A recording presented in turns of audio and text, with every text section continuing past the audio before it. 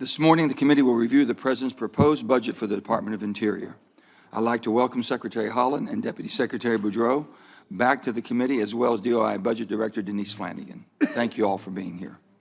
The President's fiscal year 2023 budget proposes just over $18 billion for the Department of Interior. That's an increase of $1.9 billion, or almost 11% over the current appropriated level.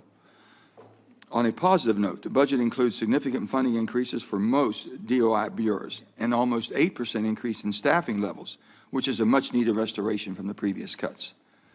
And the budget also includes full implementation of an agency deferred maintenance and LWCF funding from the Great American Outdoors Act. But we are holding this hearing during trying times. Putin's horrific invasion of Ukraine, Russia's weaponization of oil and gas, increasing energy and food prices worldwide, and the growing challenge of competition with China. Given the current global situation, it is essential for the United States to step up to the plate as a superpower of the world that we are, and the world counts on us. That includes the responsible development of our abundant energy and mineral resources. Unfortunately, even as we see Russia wage a war enabled by energy insecurity in Europe, this administration has made its opposition to domestic oil and gas production crystal clear, on and off federal lands and waters. Secretary Haaland, when you were before the committee early last year, I told you that I support the administration taking a brief pause to review the oil and gas program before resuming lease sales. In July, while you were here during last year's budget hearing, I made clear that the time for a pause had come and gone. But almost a year and a half into this administration, and as the world begs of North American oil and gas, we still have no new leases. While Interior held one offshore lease sale in the fall because of a court order, those sales were subsequently vacated by another court, and the administration, for some reason, declined to appeal or defend them. Onshore lease sales have finally been scheduled for this June, albeit with only 20% of the nominated land made available, and alongside a royalty rate increase to 18.75%. But again, only because of a court order to comply with the requirements of the law, which really requires quarterly sales. And the President's press secretary quickly clarified that, quote, "The President's policy was to ban additional leasing." I'm sorry to say it has become crystal clear that the pause is in fact a ban. Making good on that ban, a week ago today, the Interior Department announced it would not be holding the 3 remaining offshore lease sales that could be held under the current 5-year program. As you know, Senator Kelly and I wrote to the President urging him to develop and implement the next 5-year program without delay. We pointed out the Gulf of Mexico producers are among the cleanest in the world and would offset foreign imports shipped across oceans. Unfortunately, we have no reason to believe that a new 5-year offshore leasing program will be completed on time this summer, as is required by law, or that if and when it is completed, it will actually provide any lease sales at all. If that's the case, this would be the first time in history that the replacement plan was not published on time. Now, the administration continues to say that there are 9,000 permits sitting unused, and that's why we don't need to do any more leasing onshore or offshore. So let's talk about this magic number of 9,000. First, this is the number of onshore drilling permits, and I repeat, onshore drilling permits. That's a distinction that isn't being made, and an important one when you realize it's also being used as an argument against the offshore leasing. Second, now focusing on onshore, leaseholders paid to apply for this permit months, if not longer in advance, due to the arduous review process, and there might be more you need to do once you finally get the permit before you can drill. Third, while it is true that the number of drilling permits is slightly higher than normal, it is not true that they are sitting unused. Planning, scheduling, a drill rig, finding labor, materials, these all take time, which is why the permits are valid for 2 years and can be extended for good cause. And this makes sense. According to the Bureau of Land Management, over 7,000 of those permits were extended past their initial 2-year term. Now that oil prices are high, we're quick to forget that there were unprecedented negative oil prices in April in 2020 and during the COVID pandemic. So it is not surprising that companies asked for permit extensions and that BLM granted them. Now, I'm not naive enough to how business operates. Oil and gas companies can get these leases and hold on to them at such a low rental rate compared to state and private land that it also makes sense to have them on their books for inventory, even if the plan isn't necessary to develop them at all. We make it too easy. That's been the problem. That's what we thought it would be. We'd get something back from you all that would show how we could correct that. Let me be clear, and I agree that federal lease terms should be competitive with the state and private markets, and we should not be making our public lands a bargain basement deal. I also believe that we ought to streamline our permitting process so that it's more comparable to state and private land. We're at 12.5%, they're at 16.6%. They're willing to pay the 16.6 because of the time element involved.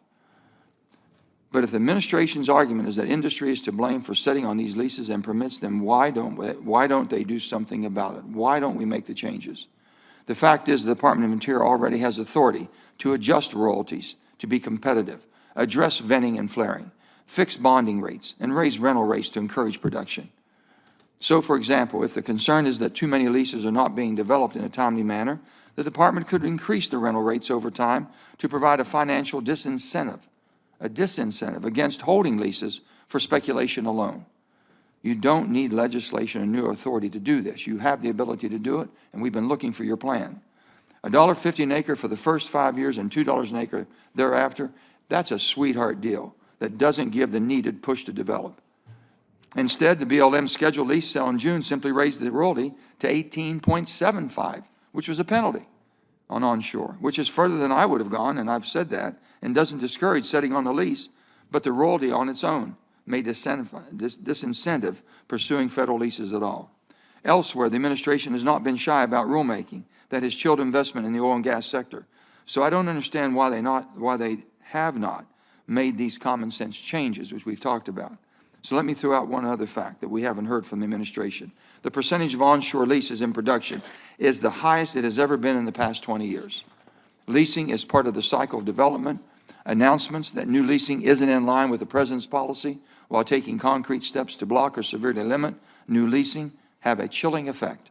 And yes, new lease sales would not immediately increase production, but the administration's short-sighted approach that only focuses on current production puts America's energy security at risk. The fact is, the federal leases onshore and offshore are producing domestic oil and gas, paying royalties, and increasing our energy security in a way that is so far much more cleaner than what Russia put into the market, what Iran puts into the market, and what Venezuela has ever put into the market. My frustration is at an all-time high that we are talking to OPEC, Iran, and Venezuela to increase oil output while we're at the same time blocking increased energy production at home. It makes no sense at all. Just yesterday, the administration began the process of easing sanctions on Venezuela, if you can believe this, easing the basic sanctions that we've kept Venezuela at bay by allowing Chevron to begin negotiations with the Venezuelan state-owned oil company about future activity. I guarantee you it won't be clean. While I understand that doesn't give the green light yet to go beyond talks, it is a clear step in that direction and an intent of what they want to do. What does it say to producers here in the United States when we consider working with the Venezuelan government, which certainly doesn't share our values, instead of supporting domestic or North American production? Is this really in our best interest? Is this the best we can do? In that, the best interest of the free world is at stake. I believe that we have two critical goals: addressing climate change and energy security. Actions like these don't get us any closer to either of those goals. From a methane emission standpoint, Venezuelan oil is among the dirtiest anywhere in the world. Putin's war in Ukraine must serve a permanent wake-up call to the international community that we cannot rely upon nations like Russia, Iran, Venezuela, or China for U.S. or our allies' energy security. The only way that we'll be able to guarantee our energy security, which will also allow us to develop the technology to meet our climate goals, is to rely on ourselves and our proven partners around the globe. Along the same lines, I look ahead to the energy transition and am concerned about our nation's supply of critical minerals, where the department plays an enormous role through the U.S. Geological Survey and the Bureau of Land Management. Unlike oil and gas, the administration has shown interest in reducing the reliance on China and other countries for key minerals. However, these early steps require follow-through. Earlier this week, Senator Murkowski and myself raised concerns about critical mineral deadlines from the Energy Act that multiple agencies, including Interior, have not met. These reports are a relatively easy part, particularly compared to permitting a new mining operation.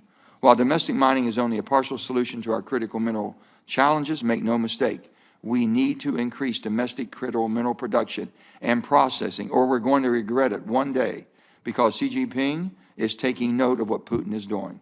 That's even more important with the administration so focused on electric vehicles, which will exponentially increase our demand for nickel, lithium, cobalt, copper, and graphite.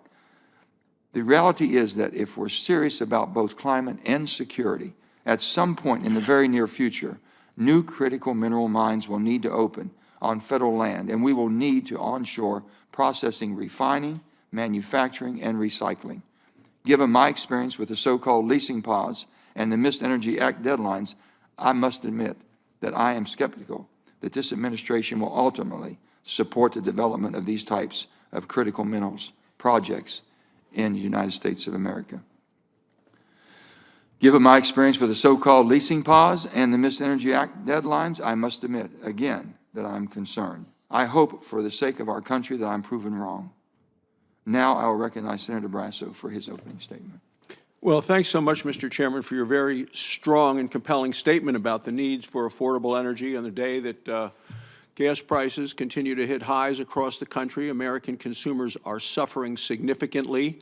The administration doesn't seem to care very much about what the impact is on American families who are trying to buy gasoline and at the same time buy groceries and at the same time send kids to school and buy clothing and maybe considering something they'd like to do for the summer. But at the gasoline prices, as a result of the administration's activities and specifically the Department of Interior's activities, it is very challenging for American families, which is no surprise then that under this administration, 3 out of 4 Americans think this country is heading in the wrong direction. So I'm very happy that you're holding this hearing today and very happy for the very strong statement that you've had, Mr. Chairman, much more reflective of the needs of the American people than of the needs and demands of the climate elitists of this country who are running this administration. I do want to thank the Secretary for being here to testify today. The Department of Interior is the steward for 20% of America's lands and much of America's waters. Now, most of this land that the stewards of is in the West. In Wyoming, half of our land is owned by the federal government. This includes Indian reservations, wildlife refuges, national parks, national recreation areas, and the vast Bureau of Land Management holdings. In Wyoming, we're very proud of our national parks and all of our parks. You know, each year we host millions of visitors. They come to enjoy the spectacular views and iconic wildlife of the Grand Tetons and of Yellowstone National Park. This year is a landmark for Wyoming and the Park Service as we celebrate the 150th anniversary of Yellowstone. The department also manages water, fights wildfires, oversees grazing, and it facilitates outdoor recreation. The West is confronting a historic drought. With reservoirs drying up, it concerns me that the Bureau of Reclamation was the only bureau at the Interior Department that was actually cut in the budget request this year. The department needs to prioritize our rural ranching and farming communities. Without water to grow the crops and raise the cattle, these communities would not exist, and the food needs of the American people would be even more dire and more expensive. The department also oversees much of America's energy reserves. No department plays a more critical role in either enabling or undermining, because it's an either-or here, enabling or undermining American energy production. It seems today that this department is undermining American energy production. With inflation at a 40-year high and energy prices skyrocketing, the job as Secretary of Interior is pivotal. During the last year, gas prices have repeatedly hit new records, forcing American families to spend more on filling their tanks. Every day I hear from Wyoming families worried about making ends meet because of skyrocketing energy costs. And I don't know if you saw this morning, a prediction this morning, Mr. Chairman, they're talking now $6 a gallon gasoline this summer, later in the summer, all across the United States. There's no place you can go where it's less than $4 a gallon.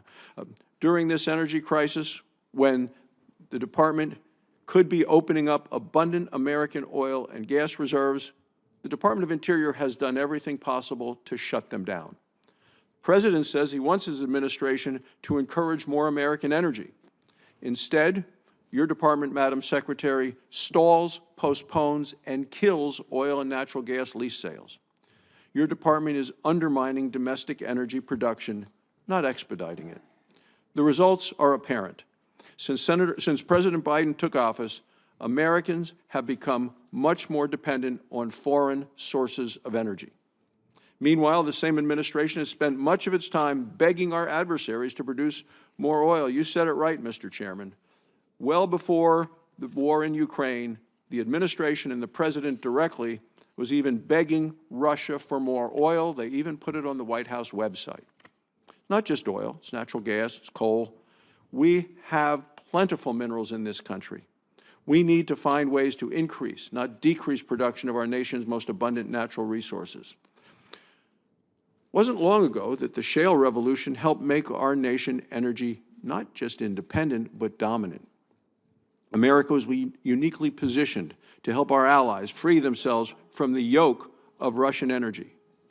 Sadly, this administration has brought us to a counter-revolution, complete with higher prices and a weaker economy. Not what a president should be proud of, and the American people's polling shows that the American people are very disturbed by what this administration is doing. Now is the time to reverse course.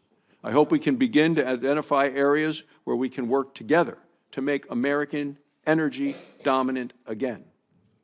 By working to restore American energy dominance, this Department of Interior could play a vital role in reducing the economic distress that has been caused by this administration on millions and millions of Americans. I hope that you and the administration will seize the moment and reverse your destructive course, and it is self-destructive. Members of the committee are also concerned with your department's failure to respect Senate oversight responsibilities. You promised that this wouldn't happen, but it has. It was only 2 weeks ago that we finally received responses to questions for the record from last year's budget hearings. Last year's hearings we received answers to 2 weeks ago. A pattern has become very clear in this administration and this department specifically. After delaying and obstructing and outright ignoring this committee, Mr. Chairman, the responses failed to provide answers to the questions that were posed to you. Madam Secretary, this too needs to change, so I look forward to your testimony. Thank you for joining us today.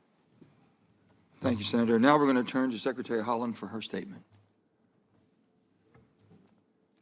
Chairman Manchin, Ranking Member Barrasso, and members of the committee, it's an honor and privilege to be here on the ancestral homelands of the Anacostan and Piscataway people to speak with you today on behalf of the President's 2023 budget for the Department of the Interior. I've had the honor of being the Secretary of the Interior for over a year now, and I recognize the importance of this moment for the future of the department and our country. Through my travels and while working here in Washington, D.C., I have seen firsthand how every day in every corner of the country, our employees go to work with a focus on results.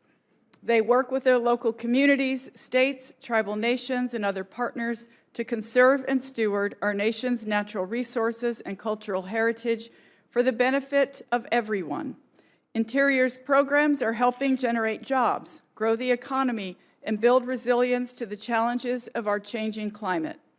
I'm grateful that over the past year, I've been able to visit many of your states and to meet the great people that you represent. And it's my hope that these visits will continue in the future.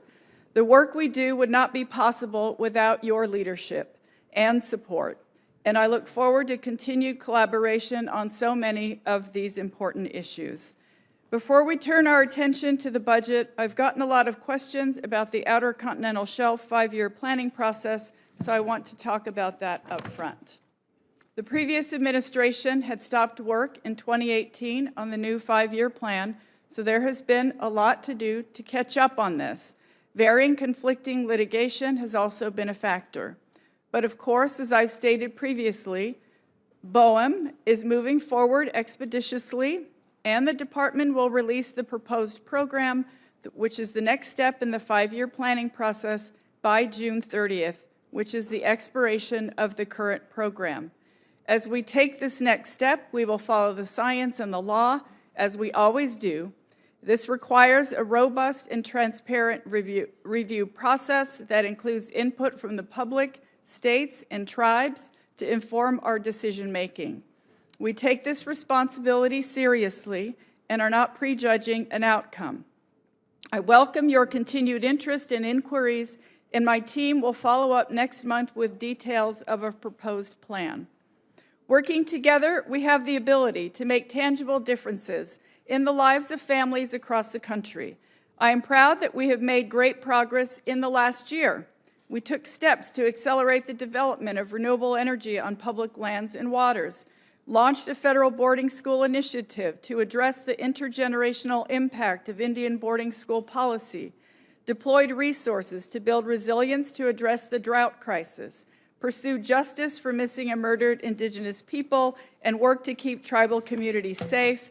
And we helped communities prepare against the threat of wildland fire by strengthening our federal firefighting workforce and the resilience of our lands. We also began implementing the bipartisan infrastructure law, once-in-a-generation investments that will help communities tackle the climate crisis while creating jobs, advancing environmental justice, and boosting local economies. This funding is already at work at Interior, kickstarting ongoing efforts to address intensifying drought, wildfires, flooding, and legacy pollution. The President's 2023 budget complements this with a request of $18.1 billion for the Interior Department. Our total request is a 12% increase from the 2022 enacted appropriation. Specifically, the President's budget invests in our country with an unprecedented total of $4.5 billion for Indian Affairs programs focused on tribal sovereignty and stronger tribal communities, up to $1.5 billion for wildland fire management to increase firefighting capacity, continue the transformation to a more permanent and professional wildland fire workforce, and ensure federal firefighters are paid at least $15 an hour. Complementing the transformative investment of the bipartisan infrastructure law, the 2023 budget includes $1.4 billion for reclamation programs and projects. A total of $4.9 billion across Interior to strengthen natural resource management and improve the resilience of tribal and Interior managed lands, $125 million to advance the President's ambitious clean energy goals by increasing offshore wind energy power generation and permitting of onshore renewable energy technologies. More than $1.4 billion for research and development programs across the department to ensure science continues to underpin Interior's core mission activities, and implementation of our department-wide diversity, equity, inclusion, and accessibility initiative to proactively advance equity, civil rights, racial justice, and equal opportunity. I have great ambitions for the Department of the Interior and what we can accomplish on behalf of the American people. Working together, we can do more to create good-paying union jobs, increase the resilience of our lands, expand our ability to fight wildland fires and mitigate drought, strengthen tribal nations, improve the lives of Americans everywhere. In conclusion, we're doing our part to advance priorities that build a better America. Thank you again for having me. My colleague, Deputy Secretary Tommy Beaudreau, and our Budget Director, Denise Flanagan, we're all happy to be here with you, and we are happy to answer any questions that you have. Thank you. Thank you, Madam Secretary. And I'm going to turn now to Senator Wyden, who has to leave immediately and attend a hearing in finance to try to make sure that our children have formula. Not a hearing, but it's hectic. And Mr. Chairman, thank you very much for the courtesy, and to Senator Barrasso. Just a word on this energy debate, and then I'm going to go to forestry. And a number of colleagues have heard this. I will say, colleagues, I think there is a path out of the traditional gridlock with respect to energy policy. And a number of you know about this because it was actually birthed here in the Energy Committee. And it's premised on technological neutrality. Market-oriented, private sector, incentives for reducing carbon. And I would just note this morning, colleagues, the Chamber of Commerce wrote everybody to say they like technological neutrality. Environmental folks like technological neutrality. And I just wanted to spend a quick minute, and I so appreciate the courtesy of our chair, to say it seems to me all of our committees, and I see my friend Senator Murkowski, because she was around when we birthed this idea of technological neutrality with respect to energy and getting government out of the business. And so I just wanted to say a quick word as we all work together on this issue. Madam Secretary, great to see you. As you know, the West, and right now, I see my friend Senator Heinrich here, we are consumed by the prospect of another very difficult summer getting hammered by fire. We know these fires today, they aren't your grandfather's fires. They're bigger, they're hotter, they're more powerful, they leap over rivers, and we're getting whole towns whacked. So what I'd like to start with, as you know, we were able to secure a significant amount of funding for wildfire management in the infrastructure bill, $5 billion. Our rural communities are looking at this as a lifeline, and I think it would be very helpful if you could start in and talk, for example, how this money can be used and when it could be used for targeted thinning, for prescribed fire, for fuels, treatment. If you could just walk us through a bit about your plans to use that money to help the West, because I'll tell you, everything we're seeing, Madam Secretary, another very, very ominous fire season. Please. Thank you, Senator. And certainly I understand what you're saying. New Mexico is facing already a really terrible fire year. It's devastating. It's heartbreaking. Friends of ours having to evacuate. We understand that completely, and I am sorry. Unfortunately, there's a terrible drought, as you know, in the West. We're very grateful for the overall investments from the bipartisan infrastructure law, close to $1.5 billion over 5 years, that will work on fuels management and rehabilitation.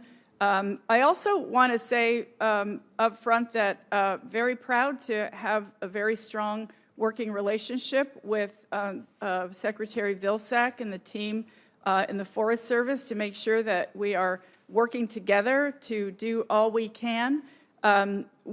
We need to make sure that we have the boots on the ground in those areas. So one of the things that we're addressing, and I mentioned it in my opening remarks, we're working to make sure that firefighters make at least $15 an hour, moving some of the seasonal jobs into full-time jobs. And so all of those things, the equipment, the people, the fuels management in those areas, it's all important to us, and we're working together to make sure that. One other question, if I might, Madam Secretary, and I especially appreciate the extra pay for firefighters. We have known this has been so outrageous over the years to see these folks not getting paid even anything resembling a fair wage. So really appreciate that. Now, I've been home, I've been having town hall meetings across rural Oregon, and I'm still hearing from a lot of folks on the ground, the local agencies, that they really haven't gotten the information they need with respect to how the federal government is going to work with them with respect to wildfire response. Do you have plans that you could give us? And, you know, since I was chair of the committee, I remember how we used to do it. It goes to Senator Manchin, Senator Barrasso, and the like. Do you have plans that you could get us so that we could get them out to our local agencies? Because I'm still getting a lot of questions on that. And maybe you could even describe it. I'm almost out of time, but please. Senator, we're more than happy to give you as many details as you would like. Our staff will absolutely reach out to your staff. And if there are specific questions about specific numbers of acreage and funding and so forth, we can put all of those things together and make sure that you have the answers for your constituents. Whatever you have in writing would be great. We look forward to it. You've always been responsive. Remember working with you in the House. Thank you very much. Thank you, Mr. Chairman. Senator. Thank you, sir. Senator Barrasso. Well, thanks, Mr. Chairman. First to Senator Wyden, as he's ready to leave, I did note that the people of Oregon gave you a 90% victory in the primary, so clearly your meetings and turning around the state and traveling, people are listening to you and you listen to them. Thank you. Madam Secretary, the President has repeatedly claimed to be doing, quote, everything he could do to lower record-high gasoline and energy prices. April 15th, your department announced it was finally complying with a federal court order to hold onshore oil and gas leases. You then reduced the parcels offered by 80%. You increased the royalty on production by 50%. So you get less, you pay more. It seems like it's Secretary Haaland's price hike here, not Putin's. Please explain how your price hike on American energy production is going to help lower gasoline and home energy prices? Ranking Member, thank you so much for the question. With respect to current energy, new drilling has been up. They began drilling nearly 1,900 new oil and gas wells in 2021 alone. We've issued and approved more than 4,700 drilling permits since January 2021, 1,100 in 2022 alone. We have worked to do our jobs. We're following the science. We're following the law. With respect to some of the reforms that we made, I feel very, I take my job very seriously. It's my job to manage and conserve all of our public lands for every single American. Those, of course, those things are all taken into consideration, considering the climate crisis that we're in. We felt that implementing several reforms, such as issuing leases where current infrastructure exists, for example, would move our country forward with respect to making sure we're conserving the land and also doing our jobs to produce energy. Thank you, Madam Secretary. You and I both know that taxpayers get absolutely zero return when we keep American energy in the ground and we turn to Venezuela or Iran or others. Madam Secretary, a close review of the parcels that were offered in my home state of Wyoming shows that you're only offering parcels that are likely to have little interest. For example, the parcels are not near existing infrastructure. Why aren't we offering, and you offering, the most attractive parcels? Senator, I'd be happy to look into that. We speak to people on the ground. We have an idea of where those leases should happen. There is a science behind it. If you would like, we'd be happy to follow up with you on any specific parcels that you are referring to. Thank you, Madam Secretary. That'd be very helpful because the producers in Wyoming are telling me that the best parcels have been taken off the table. And if you actually wanted to produce more American energy, you wouldn't take the best leasing options off the table. I wanted to move on to what you announced this morning. You announced that the department will release a proposed 5-year plan on offshore oil and gas leases. You are way behind schedule, not provided any details on the plan.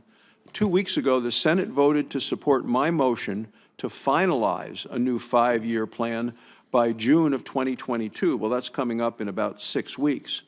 My motion requires that the new plan to include robust leasing with at least 10 region-wide lease sales off of Alaska in the Gulf of Mexico with a minimum of 2 sales per calendar year. Now, a large majority of this committee, both sides of the aisle, voted for it, and it passed the Senate.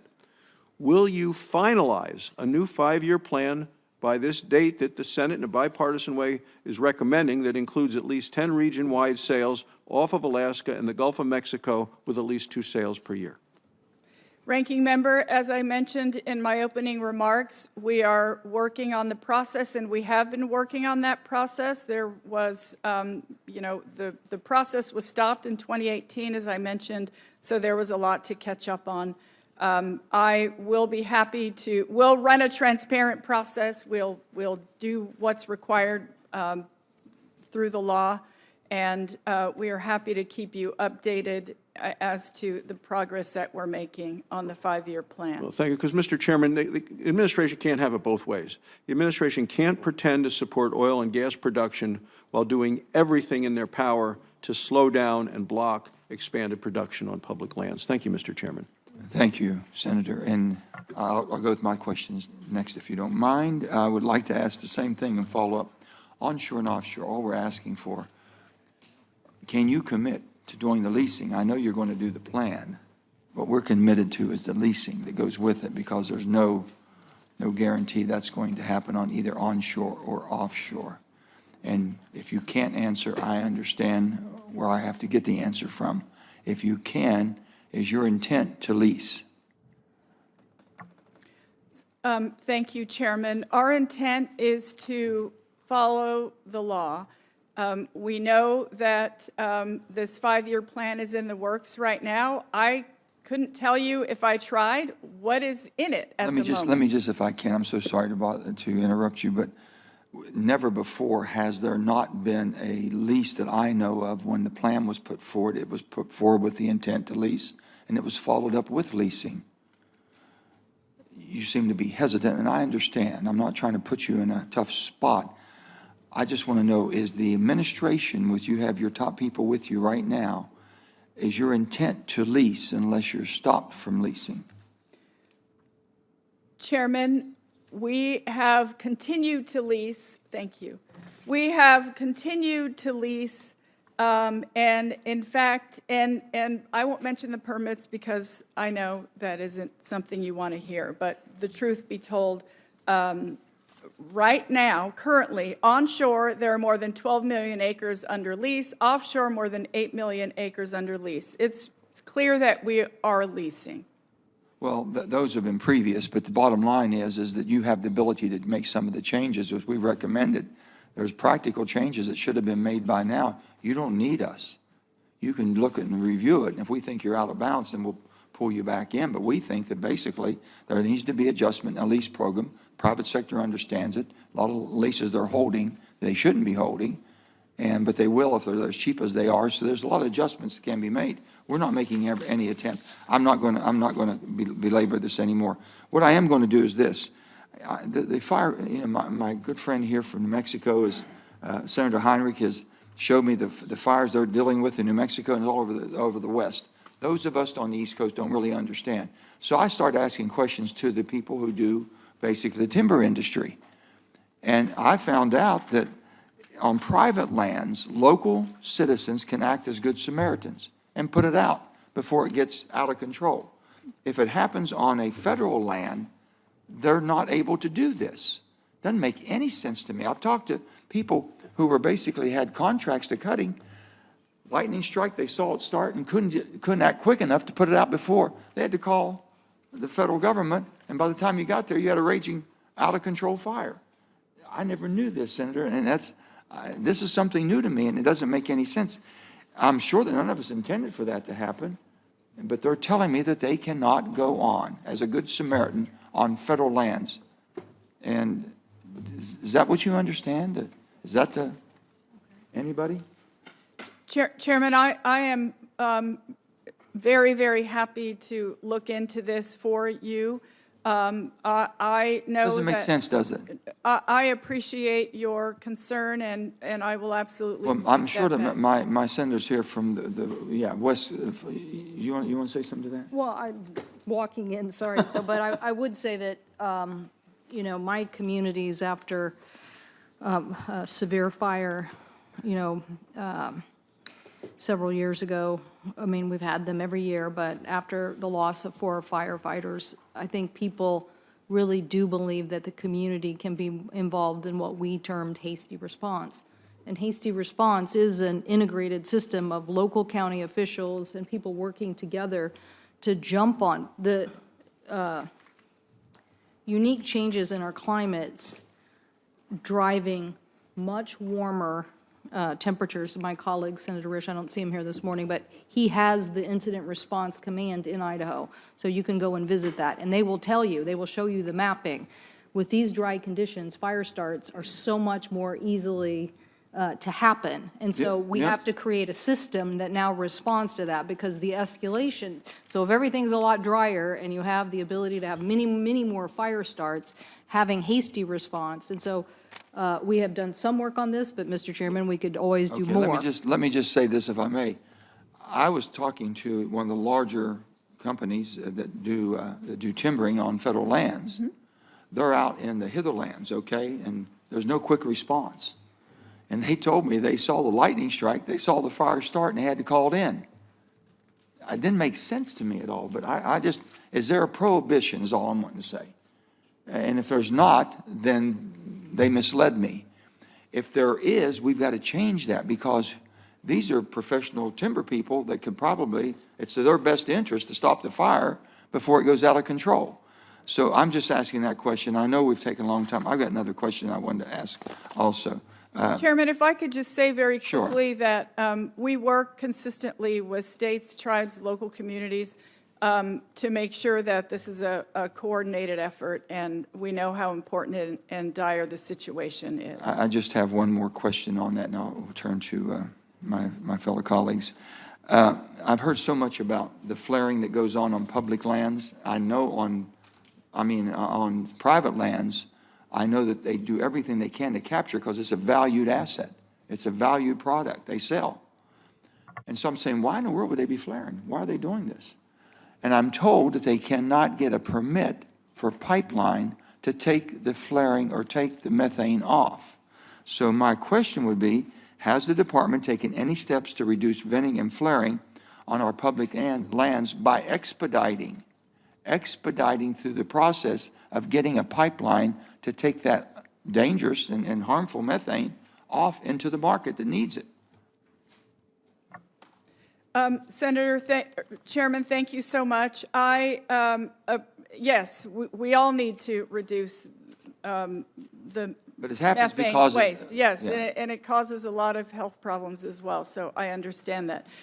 We are continuing to issue permits for gathering lines, and Congress has provided additional authority in the bipartisan infrastructure law, and we will move that forward as we can, and I appreciate that being a priority. Are you all asking, and I'm going to go back to firefighting right now because we've had some horrifics, and we had a firefighter took their life. Just very quickly, we put additional funding in the infrastructure bill, bipartisan infrastructure bill. Have you started using that funding to try to address the mental illness problems that we're concerned about with these brave firefighters? That is a priority for us, Chairman. I couldn't tell you whether that funding is in the works Please at the check that and moment, get back but to us we are as quickly as possible. We are working on that, and we agree with you. That is something that absolutely is a priority for our department. Senator Daines, thank you. Chair Manchin, thank you. Secretary Haaland, I want to first thank you for beginning the process in releasing the initial investigative report of the tragic history of federal Indian boarding school policies. It's an extremely important issue to me and our Montana tribes, and I look forward to working with you on this issue going forward, so thank you. Under the Endangered Species Act, the Secretary of Interior has 90 days to respond to petitions to list or delist a species. It's been nearly 150 days since Montana Governor Greg Gianforte filed a petition to delist the Northern Continental Divide ecosystem population of the grizzly bear, and almost 130 days since Governor Gordon of Wyoming filed a petition for the greater Yellowstone ecosystem. During your confirmation hearing last year, you agreed that these two populations of grizzly bears had met recovery criteria. Secretary Haaland, why is the department delayed in responding to these petitions? And when can these two governors expect an answer? Thank you very much, Senator, for the question. And I know that the Fish and Wildlife Service is working to complete the review of the petitions that you mentioned to delist the grizzly bear.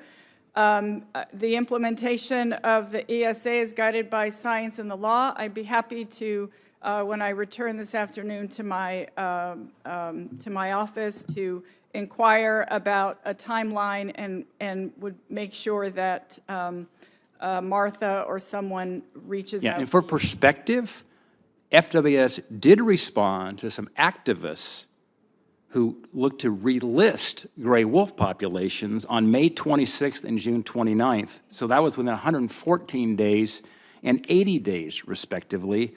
There's far more data supporting grizzly recovery than wolf relisting, and FWS is supposed to prioritize petitions in part based on existing established data, not politics. Thank you very much, Senator. I will find out where that is, and I will make sure that they are responding appropriately. Thank you. Your agency's 5-year status review concluded the bear was recovered and it's my understanding the state of Montana has responded to agency feedback regarding our conservation plan. What reason could you have for not moving forward favorably? Senator, I just want you to know that we continuously work with states, with tribes. I know Martha, especially being from Wyoming, is in contact with folks in the state government. I will be happy to look at their timeline. I'll make sure that they reach out to you. Thank you. And Martha's from Montana, by the way. Martha's from Montana. So earlier this year, you authored an editorial on gray wolves devoid of any facts or substance, but nonetheless threatening Montana with an emergency listing. Secretary Haaland, have wolf populations in the Northern Rockies Management Unit fallen below 150 wolves? Senator, I couldn't tell you the exact number of wolves, but I'm happy to get that information. Okay, well, I can tell you that number. There were an estimated 1,177 wolves in Montana alone this year. The minimum target here is 150 for that unit. So that's the number. Secretary Haaland, have wolf populations in either state fallen below 100 wolves for 3 consecutive years in a row? Senator, what I could say about wolves is that I know they're doing well in certain parts of the country. They're not doing so well in other parts of the country. Are they doing well in Montana? Senator, if I could say that the work that we're doing with respect to wolves in the ESA, it's guided by science and the law. I feel confident that our team is working within those parameters. Okay, I could not agree more with science and the law. Do you realize that gray wolf populations in Montana have remained above 1,000 wolves for over 10 consecutive years? Senator, I don't know the exact number of wolves. I beg your pardon. I'd be happy to get that number for you and make sure you have the information that you require. Well, as you said, the science is really important, and the law is important, the numbers are important. So I hope you get up to speed on this. It's a very important issue for us out west, and it's not that hard to get the data. I expect you actually to have that in this hearing, with all due respect. Secretary Haaland, is there any data that shows Montana's law significantly increased the threat to gray wolves in Montana? Senator, I know that wolves have made a remarkable comeback from when they were first listed.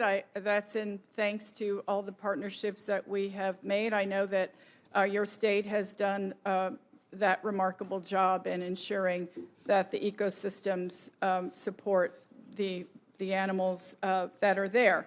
The Fish and Wildlife Service will make a 12-month finding at the end of the review. I believe that is in September, and we can update you further as time. Thank you, and I'm out of time, but just let the record show, the data shows that the wolf population are way over the recovery target, way over, as well as the grizzly bear populations. So it's time to delist the grizzly bear, return the management of that wonderful species that is recovered back to the states of Montana, Idaho, and Wyoming. Thank you. Thank you, Senator. Senator Heinrich.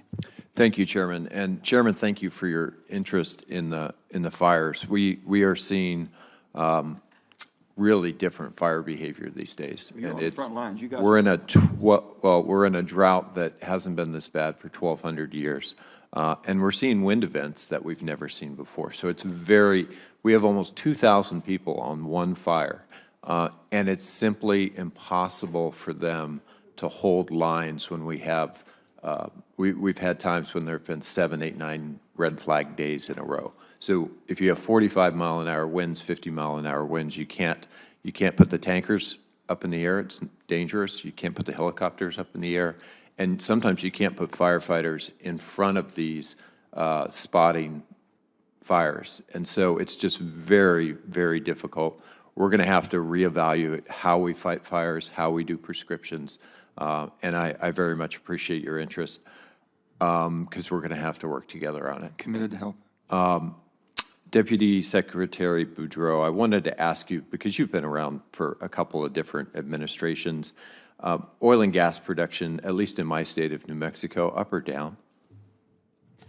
Oil and gas production onshore and offshore are at record levels, actually. And so a lot of this conversation has been focused on leasing, but then it gets conflated into, allegations that the administration is somehow anti-production. Are we producing more or less oil and gas in New Mexico on public lands? More. Yeah. According to the EIA, our production is up over 400% in the last decade. So I only raise that because it's hard to square with some of the rhetoric we hear here on the Hill.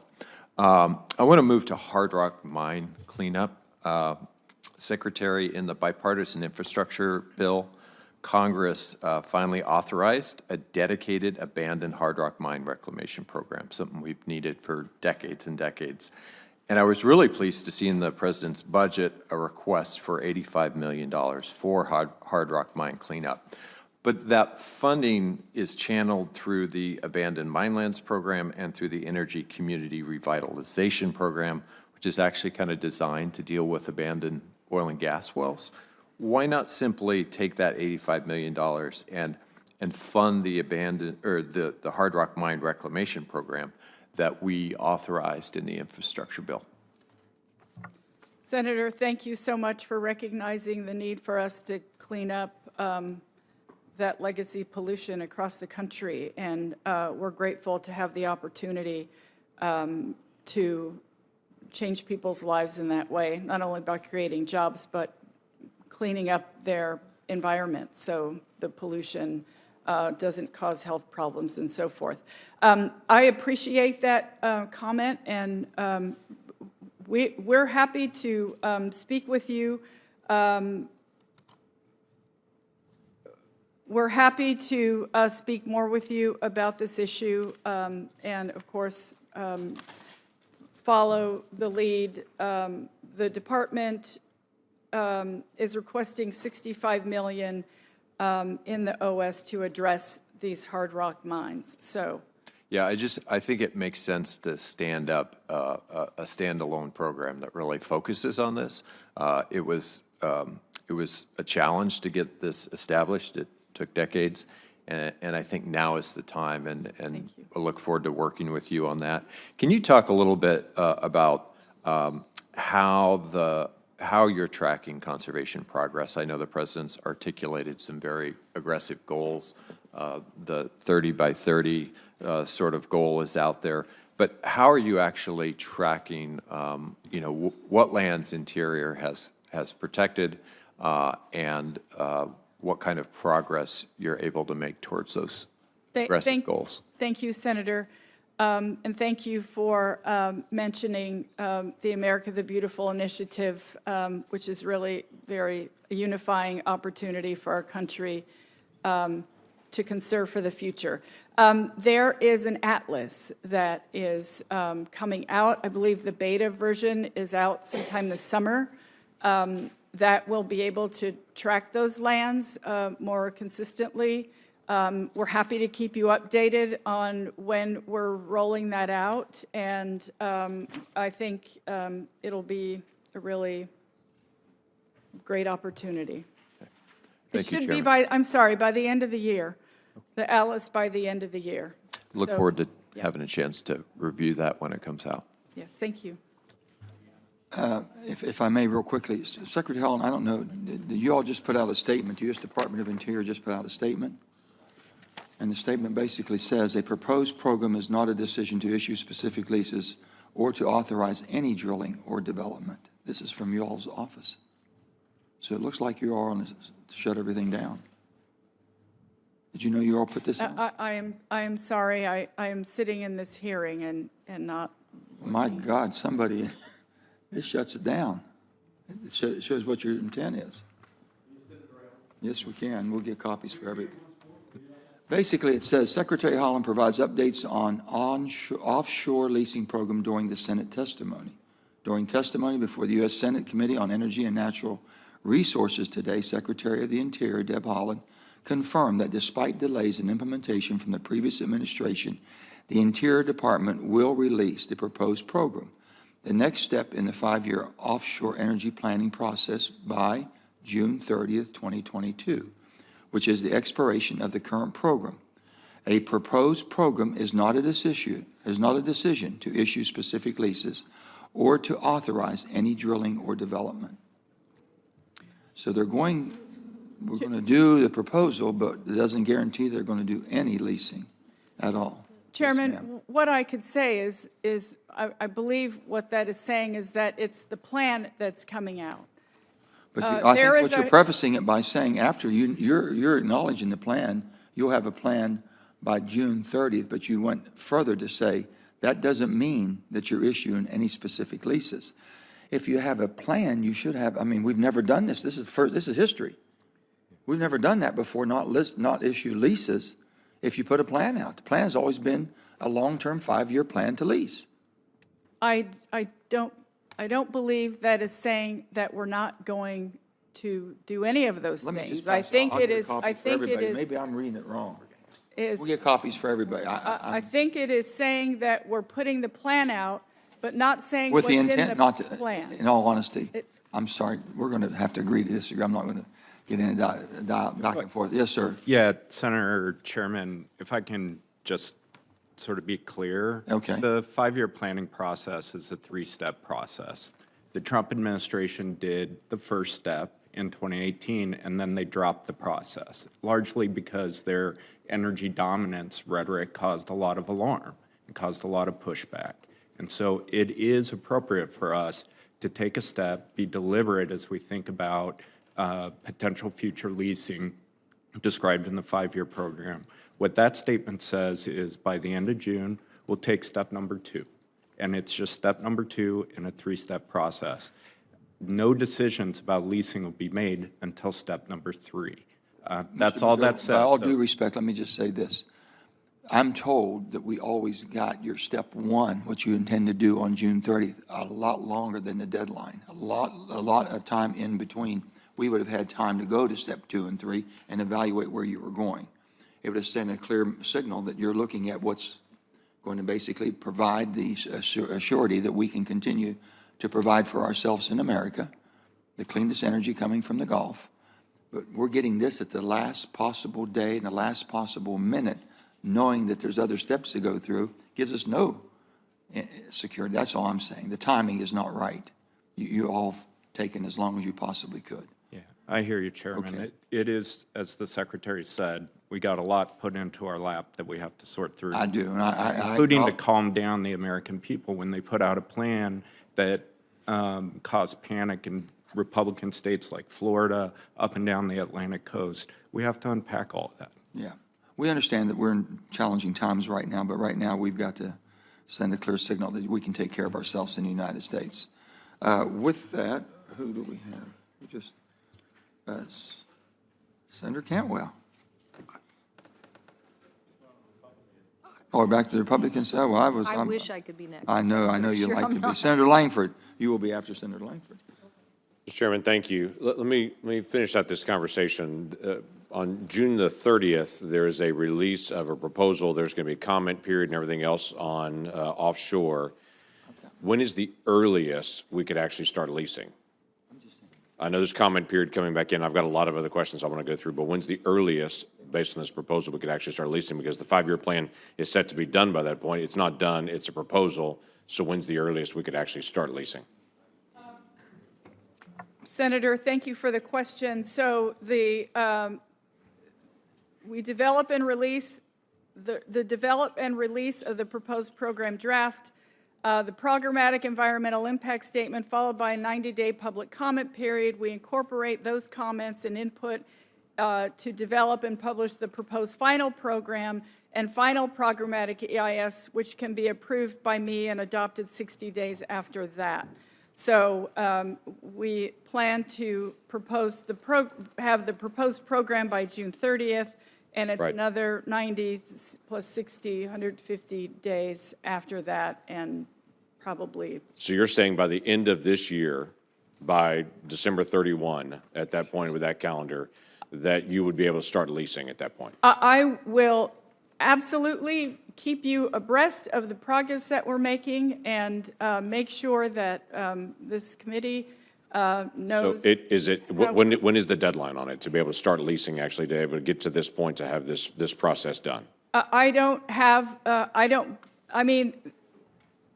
think there is an actual deadline. That's the concern, actually, that all of us have, is that there's actually no deadline, that the proposal to talk about it is coming on the date that it should be done, and that this is going to then stretch out for the next 2 or 3 years of talking about it. And so we're trying to figure out when's the deadline to actually start leasing. We will absolutely keep you informed. So there's not a deadline on it? Not at this moment. Okay, let me run a couple of things by you. We have a military base in Oklahoma that has a large energy found out of natural gas, actually. This has been a priority for DOD and others to try to make their bases more independent for energy at this point. We've been trying to get technical assistance from your office for the last 5 months to try to get the details in this. Can you commit to me we'll be able to get some technical assistance? Because this is a priority of DOD, obviously of our state, but we're waiting on your team to be able to finish this out. I am so sorry if you've been waiting on us. I will absolutely make sure that someone reaches out to your staff this afternoon. Be very helpful. We're dealing with the same thing with the Osage Mineral Council. This is a tribe in Oklahoma that is very dependent on BIA and making decisions there. We have multiple decisions that's been delayed for a long time. This also deals with the remediation, the plugging, and all kinds of other things there. The Osage Mineral Council has been very interested in, but it seems to be just delay. The latest we just got back was sometime in June, and we're just trying to figure out when we're going to get a decision on that. Just want you to know that Assistant Secretary Brian Newland has been in touch with the tribe recently, and he will continue to work with them. That was the letter that says we'll get back to you in June. I've seen that letter as well from Brian. But they're just looking to try to figure out when are they going to get answers. Right now, they're just getting we'll give you an answer at some future date, and trying to be able to get resolution on it. In the Southwest, and you may have heard about this, we try to give an update to your team. We were going to ask about this. The administration talks a lot about critical minerals development. In the Southwest, there is a company that has gone through the leasing process to actually do leasing since 2017 on lithium in that area. And now there is a pretty dramatic change where there's been a withholding of the core of their lithium deposit, that they're now saying, well, you can do all of your development, but not here in the core of actually the project itself. It's being held out. All they're looking for is for the information of how this decision is made and what they can actually get public about the actual mineral process itself. All they want is just engagement, but they're not getting the engagement at this point, and this is lithium deposits, which I understand we're trying to go after. So again, it's just engagement to be able to do this. One more thing, you talked before about some of the leasing onshore and had said you're trying to work with the different entities on trying to get the best possible leases out there. The ranking member had mentioned before in Wyoming that they're dealing with the frustration of the best possible leases are the ones that are actually not being allowed, that it's the ones that are far away from the infrastructure. I'm interacting with companies that are saying there's a checkerboard of leases, and yes, they're producing, but they've got a lease, and they can't get the leases around it. So they're not going to go develop that lease until they know they can actually lease around it. So this checkerboard is not being made available to them. So they're saying, just drill on what you've got. And they're saying, well, we're not going to really do long-term intensive development there, bring in additional employees and bring in additional supplies until we know we can actually connect these leases and do more development. But that's not being allowed by your team. They have reached out multiple times to the team to say, will you talk to us about these leases being made available? And the answers they're getting is zero. They're not getting a response at all on it. So the frustration here is making the right leases available to actually lease that's next to other energy that's being developed where the actual infrastructure is. Again, this has the appearance for the future of we don't want more development in this area. We're going to make it more expensive and harder to be able to get to those leases rather than the less expensive areas where we know we have reserves and infrastructure being made available. Thank you so much for bringing that to my attention, and I will absolutely make sure that my staff reaches out to you and reaches out to them. I apologize for that non-communication. Thank you. We all want to be able to get more energy. Our prices depend on it at this point to be able to get access to that. Thank you, Senator. Senator Cantwell. Thank you, Mr. Chairman. Madam Secretary, good to see you. I wanted to get three things covered if I could, but first is the fire season. We've gotten from the incident predictive services what fire season will look like, significant fire threat above normal for August. And sorry, I don't have a larger chart there, but you can see, obviously my eye goes to Washington right away. So the central part of our state, which is, where we're always concerned, although I'm pretty sure that red area goes all the way over to Spokane, so I'm pretty sure we'll see. So I wanted to ask you about weather predictives, because of the 73% of the fires that were started in our state were started from lightning strikes. So the weather and weather predictive issues matter. Senator Sullivan and I just introduced a bill to upgrade the NOAA weather forecasting capabilities to give us more accurate data. This is helpful not only in caching services in advance when we know where fires are going to be, but also protection of our firefighting personnel. We had an incident where probably if we would have been listening to forecasting in Seattle, we wouldn't have sent people out, just like my colleague was saying, high winds. But the forecaster that was on the ground in the Okanagan didn't think the winds were going to be that high, and obviously we ended up with fatalities that day. So what will Interior do to work with NOAA to better integrate forecasting capabilities in the operations and management? Thank you very much, Senator. You're absolutely right that better forecasting can help fire managers in planning and the firefighting efforts on the ground. We work with NOAA all the time. We work with our colleagues across the federal government for issues such as this, and I'll make sure that we are reaching out to NOAA specifically on this issue and doing all we can to. If we need an MOU or something, whatever we call it, within the government, I hope we do that, because I think it's important. The second map is on drought conditions, which, again, you would think rainy Seattle, what are you talking about? Well, the central part of our state there, big agriculture basin. And, I really start worrying about wheat when we look at what's going on in Ukraine, and I look at what's happening. The wheat production in Washington and Idaho is quite significant. So we are hearing from our wheat growers that, we're still in drought conditions. And so that's why we have fought for funding and technologies to look at aquifer recharge. So do you believe that getting this program up and running as soon as possible would be helpful in water source substitutions in the West? Thank you so much for the question. First, I just want to say that our team, Tanya Trujillo, our Assistant Secretary for Water and Science, her team is in such close contact with every state and folks on the ground with respect to this terrible drought in the West. They work on that every single day. And certainly Reclamation is currently assessing the eligible projects for funding capabilities and needs. So thank you. Every tool in the toolbox is what we need to use with respect to this drought. Senator Heinrich mentioned it's the worst it's been in 1,200 years.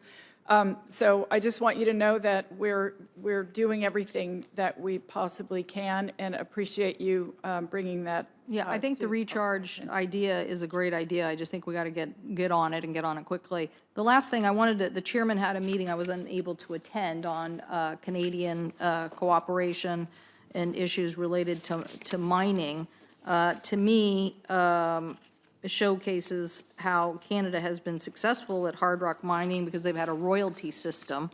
And I do want us to work on critical minerals together. These are essential to key technologies from cobalt to lithium to photovoltaic cells to rare earth mineral magnets that are used in wind and electric vehicles. So we need to focus on making sure the U.S. is competitive in critical mineral markets and find innovative ways and environmentally responsible ways to do that, including the recycling these materials.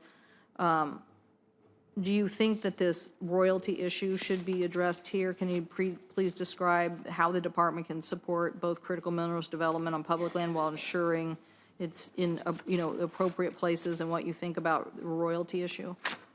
Thank you, Senator. And very, very proud to lead the United States Geological Survey. There's a team of scientists there that work on this issue every single day. They understand the president's leadership with respect to critical minerals and our clean energy technology that we're moving toward. Also, the interagency work group, they've met recently. I was at their first meeting, working to make recommendations to all of us on how we can be more efficient. The mining law is 150 years old, has not had any changes since then, so it's pretty clear that our country has changed, and so I'm happy that they have a chance to work on that, but we'll take all those recommendations to heart. Did anybody want to make a comment on the royalty issue? Yeah, one of the changes that needs to be made in the mining law is to provide us with a royalty mechanism. No question. Thank you, Mr. Chairman. Senator Cassidy. Thank you all. Let's imagine someone's watching on C-SPAN right now, and they're hearing two sides, if you will, from the chairman all the way over, speaking about how this administration appears to have had a concerted effort to block oil and gas development. And you deny it. But the fact that you deny it suggests that you agree that if we had more production, it could help lower the price at the pump and lower the fuel prices, the air conditioning, the heating prices for the folks at home. Now, that mom who's watching on C-SPAN, wondering how she's going to pay for her gasoline, is wondering who to believe. Because I think it's critical. We apparently all agree that if we increase production, that there might be some positive benefit upon the prices that she's paying at the pump and for her fuel bill. So let me just put up some actions of this administration to kind of, put it out there. If you will, the first week President Biden came in, he canceled the Keystone XL pipeline, shipping oil from our closest ally down to the Gulf Coast to be processed in an environmentally sensitive way, halted all new oil and gas leasing, killed the 5-year offshore leasing program. Frankly, your administration is populated with people who hate fossil fuel, invalidated Gulf Lease Sale 257, did not appeal, pressured financial markets into abandoning financing for fossil fuel projects. I could keep going. Now, I got 10 up there, I could probably have 20. So when I hear, oh no, we're doing everything possible, but what am I going to believe? My lying eyes, or this is just not making sense to me.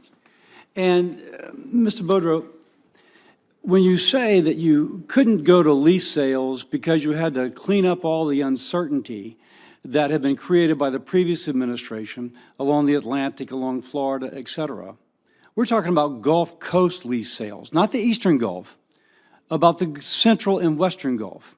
I have a letter here from the governors.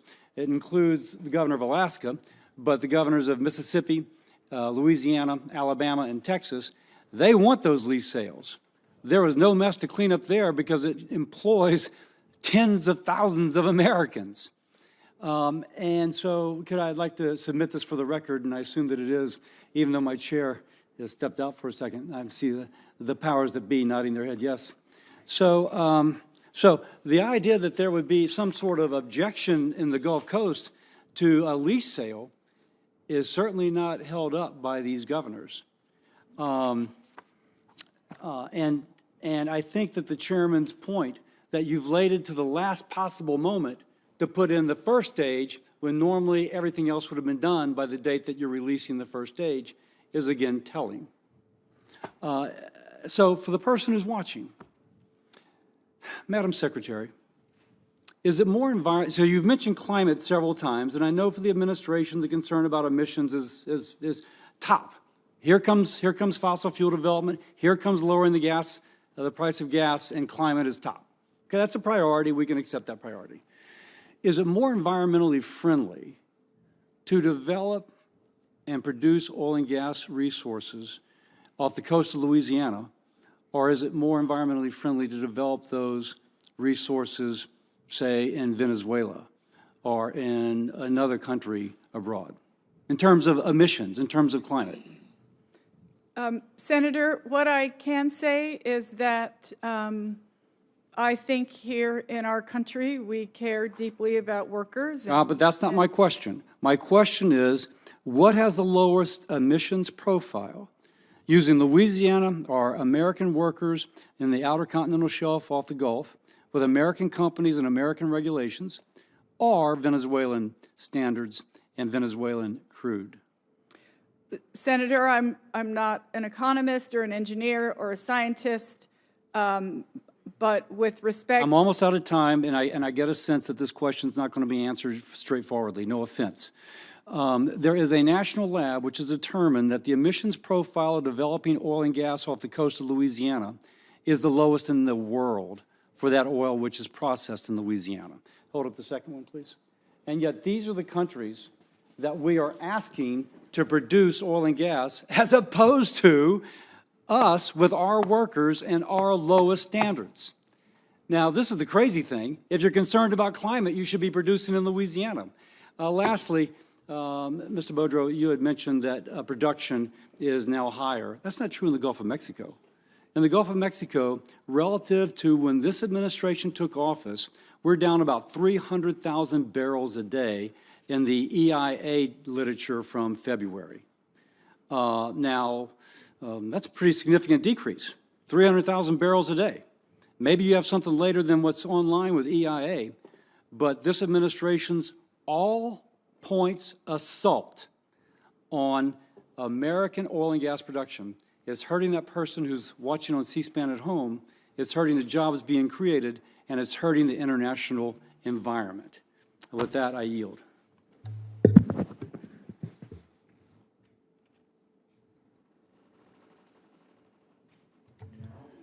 Chairman, can I address the sort of last Please point do. from Please Senator do. Cassidy? Just in a matter of statistics, in calendar year 2020, there were about 615 million barrels of oil produced in the Gulf of Mexico. In calendar year 21, there were 628 million barrels. And so production, far from, blocking production, we've seen production, both onshore and offshore, increase on public lands during this administration. Mr. Boudreau, can I just respond to that? Because Please. That's been a little disingenuous, and it's kind of typical of this conversation. There was a huge decrease when COVID hit.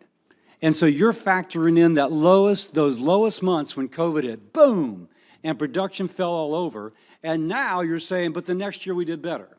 But we had an artificial low. If you want to look at month to month, in January of 2020, there was 1,988,000 barrels of oil produced per month in the Gulf. And then now, at least February, the latest numbers I have, is 1,615,000. Now that takes out that kind of COVID lull, and it just looks at kind of, okay, economy back, what's happening. Mine seems a more accurate analysis. I mean, if the hypothesis is that the administration's doing everything it can to block and prevent production, the data doesn't bear that out. I disagree with that, and I can show my first poster again, but we'll have to agree to disagree. Senator Kelly. Thank you, Mr. Chairman. And Senator Cassidy, as an engineer and somebody who looked at the data, I can confirm that the amount of carbon that's results from production offshore from Louisiana is a lot less than what comes from Venezuela. So, Secretary Haaland, I want to thank you for today's announcement that the department will produce a draft plan for the offshore oil and gas leasing program. In some parts of Arizona, the price of a gallon of gas is now above $5 a gallon, well above the national average. Too expensive for hardworking families that have to commute to work and take their kids to school and struggle to buy medicine and groceries. As the Chairman Manchin mentioned in his opening remarks, the two of us, Senator Manchin and I, wrote a letter to the President urging him to develop the next 5-year plan for offshore oil development in the Gulf of Mexico. And these 5-year programs, as you know, Madam Secretary, are important because they designate which areas are open to development, and they send a signal to the market as well and to investors that the federal government has a framework in place for approving future projects. Your announcement that you will produce a draft 5-year offshore plan next month is helpful. How soon will we get a finalized plan from the Department of Interior? Thank you for the question, Senator. And as I mentioned earlier, we are working expeditiously to move this forward. I know my team is, I won't go through all the steps, but we essentially had to start from scratch on this issue. There are several other steps beside, after the draft that comes out on June 30th. That would be followed by a 90-day public comment period, followed by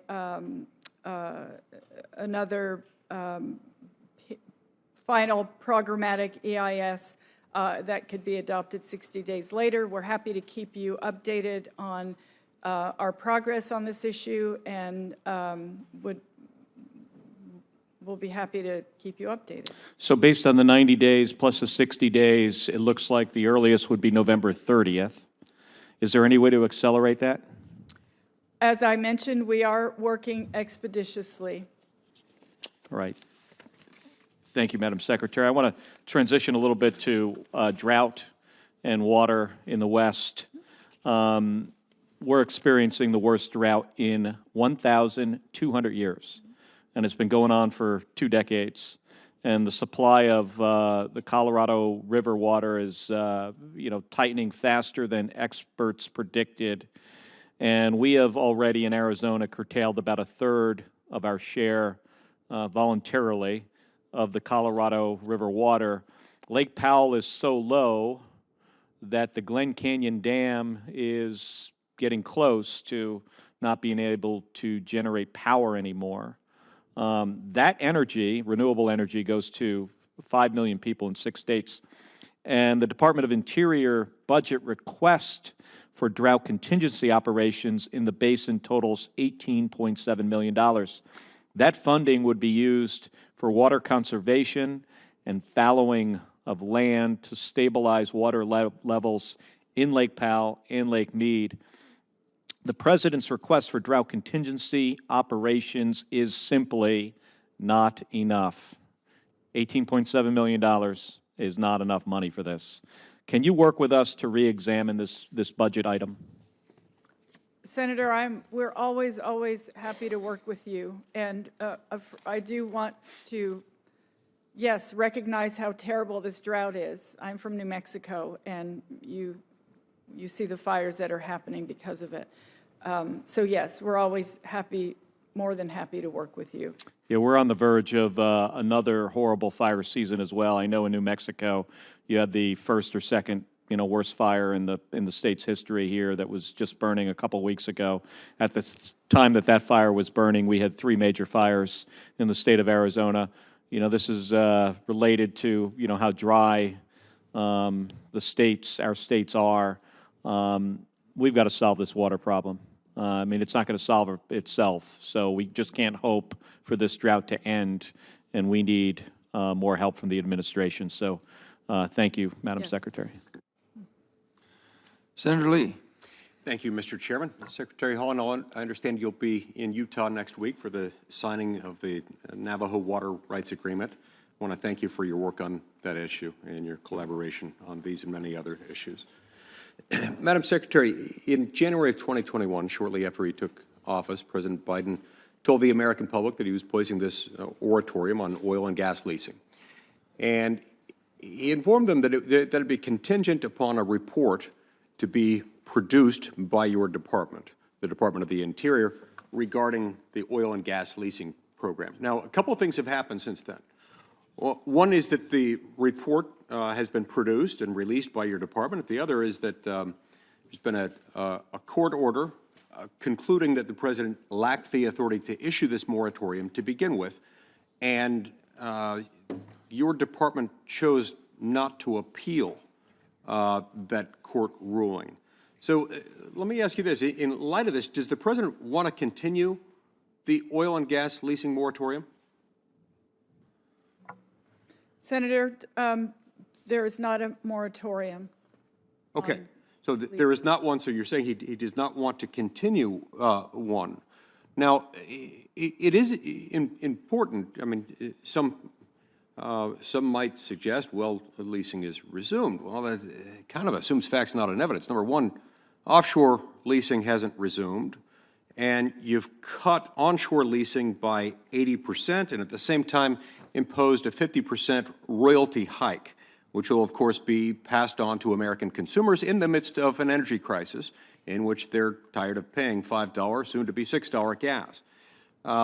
So would you advise the President to reinstate the oil and gas leasing moratorium? Yes or no? No. I mean, there was a pause, there was not a moratorium, there isn't a moratorium now. Okay.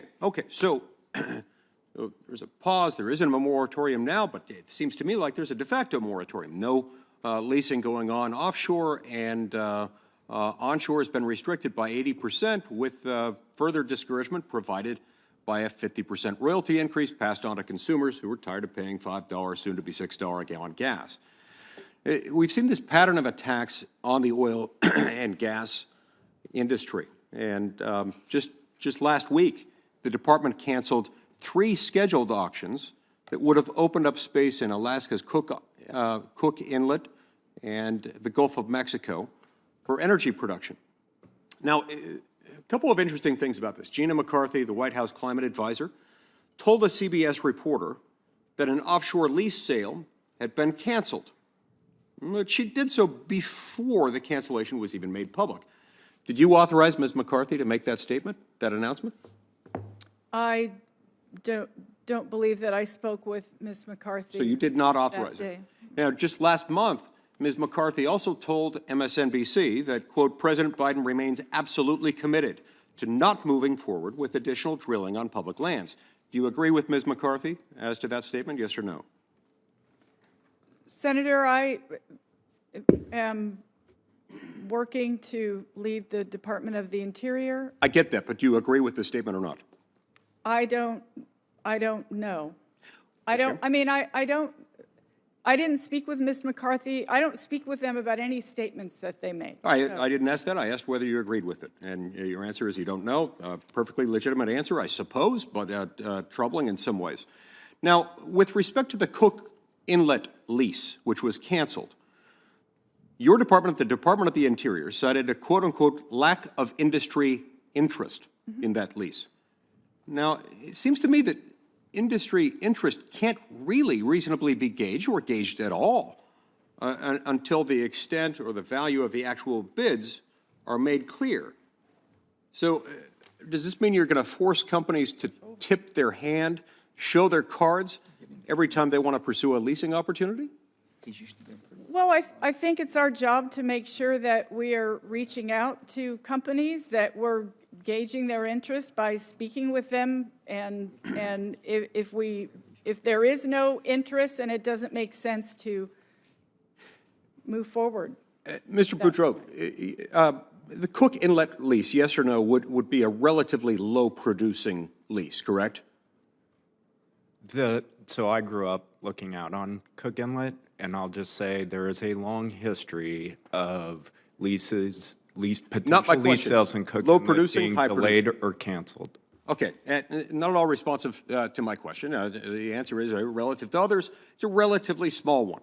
But interestingly enough, the Department of the Interior determined that its draft EIS concluded that by not offering even this relatively small lease in the Cook Inlet, oil prices would rise by about 1%. Now, this is your department concluding that. Oil prices would rise by about 1 cent per gallon, per barrel. Now, it withheld those leases anyway. While we're in the midst of an energy crisis, Americans tired of paying $5 a gallon gas, soon to be $6 a gallon gas. I read a report this morning indicating that many gas companies are recalibrating their registers so that they can actually keep up with the charges of $10 or more a gallon gas. But the Gulf leases are much, much larger. They're huge. Did the department conduct an analysis of how much higher oil prices would go as a result of the cancellation of those Gulf leases? Madam Secretary, yes or no? I would be happy to get you that answer, Senator. I couldn't tell you at the moment. Okay. At the end of it, can I ask one more follow-up question? This will be very brief. In January, a federal judge invalidated lease sale 257 based on your department, the Department of the Interior, doing insufficient environmental analysis. Now, you chose not to appeal that decision, so none of those leases will be awarded or drilled. And look, as I look at this, and as a longtime appellate lawyer, I suspect that there's likely one of two explanations for this. Either you were happy with the result, you liked the result, or alternatively, you knew that the environmental work that your department had done on this was sloppy.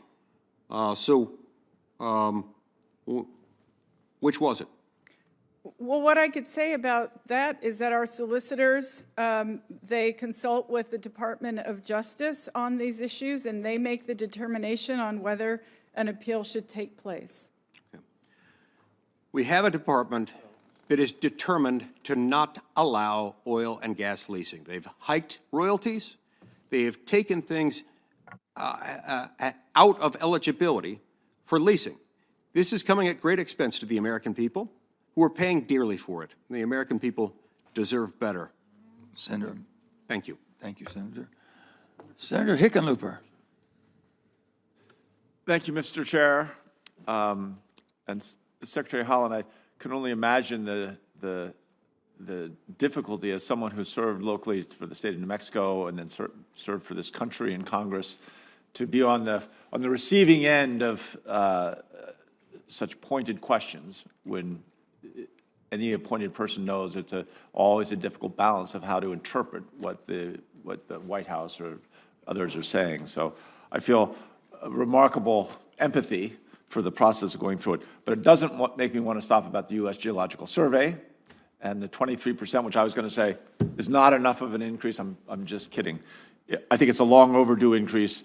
And I think as we are going through this great energy transition, I think what Senator Lee and so many people are concerned about, and I think there is an urgency on most of this committee to make sure we have a balanced approach, because as we get to a clean energy economy as quickly as we can, we want to make sure that we don't balance that on the backs of working people who can't afford to spend $100 or even $80 to fill up their cars. Another parallel of this is essential minerals, what we call critical minerals. They're hard to find here. We are heavily reliant on imports, as you know. Somehow we need to decrease our reliance on foreign countries and figure out how to improve our domestic supply chain. I saw that the budget request within the U.S. Geological Survey is for supply chain research related to critical minerals. And I realize you're not going to be able to give all the details, and Mr. Boudreau, you might can help in on this, but I was curious what that looks like. How can the Department of the Interior help bolster our domestic critical minerals supply chain? Thank you for asking that, Senator. And first I just want to say that I recognize how difficult times are for people. I was a single mom, and so I understand what everyone's talking about. Thank you for letting me say that. So the bipartisan infrastructure law made a major investment in the U.S. Geological Survey's Earth MRI program, and that would be spending of $320 million over 5 years. The bipartisan infrastructure law also set a 10-year initial goals for that program, the Earth MRI. We expect to have a map of the majority of areas believed to have subsurface critical mineral potential during that time or within that time, and we'll develop then a first-generation national mine waste inventory. So we're working. I also mentioned earlier the interagency work group that wants to move the efficiency of that forward, and I don't know if Tommy would like to say anything. No, I agree. I mean, it is, as directed by the president, one of the primary goals of the interagency working group is to move forward on domestic sourcing, including through mining, but also through new technology development, as well as recycling, to source these materials.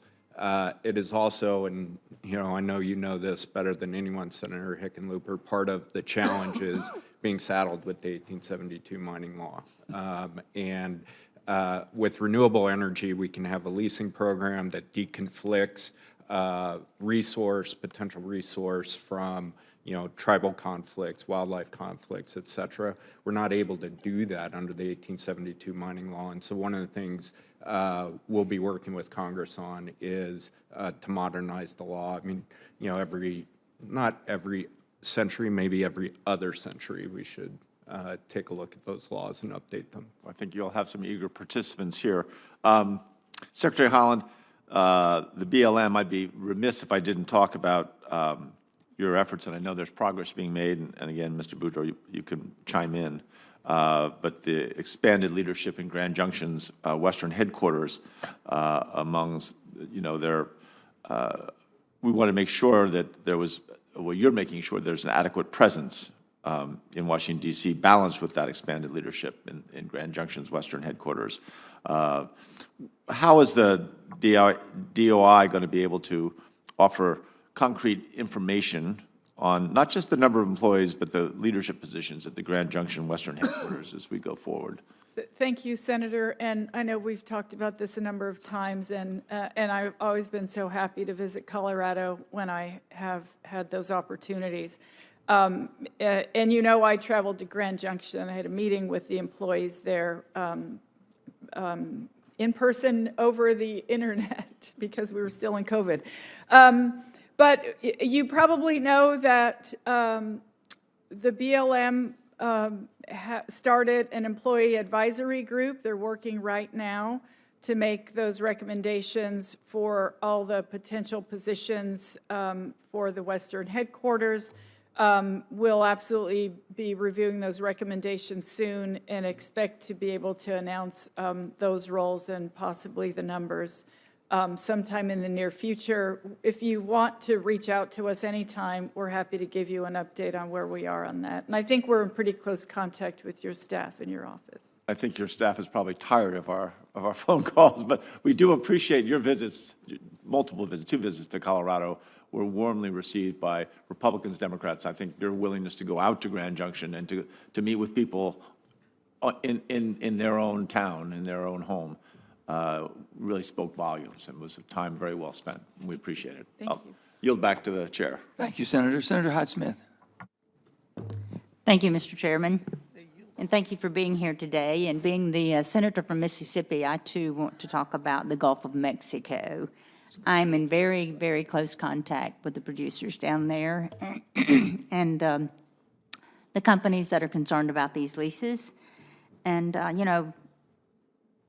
offshore oil and gas production in the Gulf of Mexico has proven so many times that it's the cleanest on the planet due to the stringent environmental safety standards that we have to meet down there. It provides 15% of the U.S. production, and it is a critical source of reliable and affordable energy.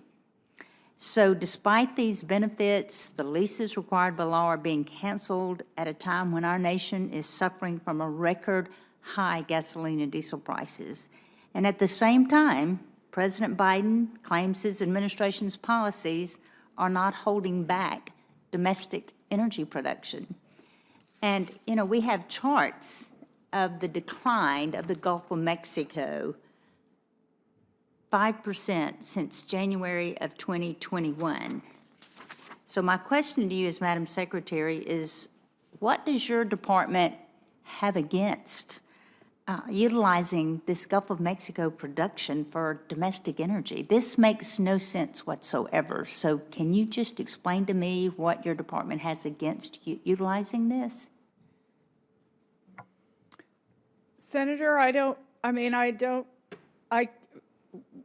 we are perfectly moving forward on all of the the work that we have to. We don't prioritize, you know, one lease over the other or one area over the other. I'm not exactly sure. We don't have anything against Why were the two Gulf of leases Mexico. canceled just week before last? Why were those two leases canceled? Are you, I'm not sure, are you? Same time the Alaskan lease was canceled, you canceled 3, 2 from the Gulf of Mexico and 1 from Alaska. Why were the 2 in the Gulf of Mexico canceled? Thank you, Senator. It was likely because of the conflicting litigation that is happening. Is that what, I believe that's what you could be talking about in the case of the 2 Gulf lease sales. Conflicting litigation made it extremely difficult to move forward given the legal parameters that we were trying to deal with, the timelines and so forth.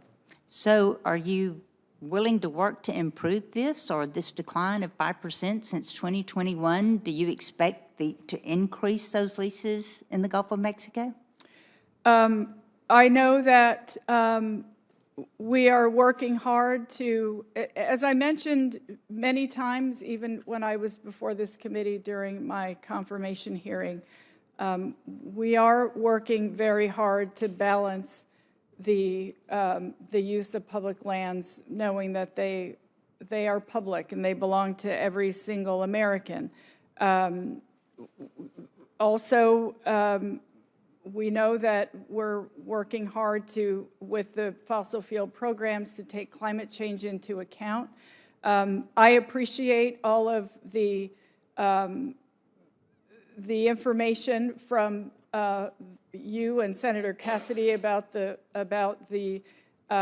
durability and the cleanness of the Gulf of Mexico oil. I am more than happy to make sure that we continue to work with your office moving forward. Okay, I'm going to get on to my next question then.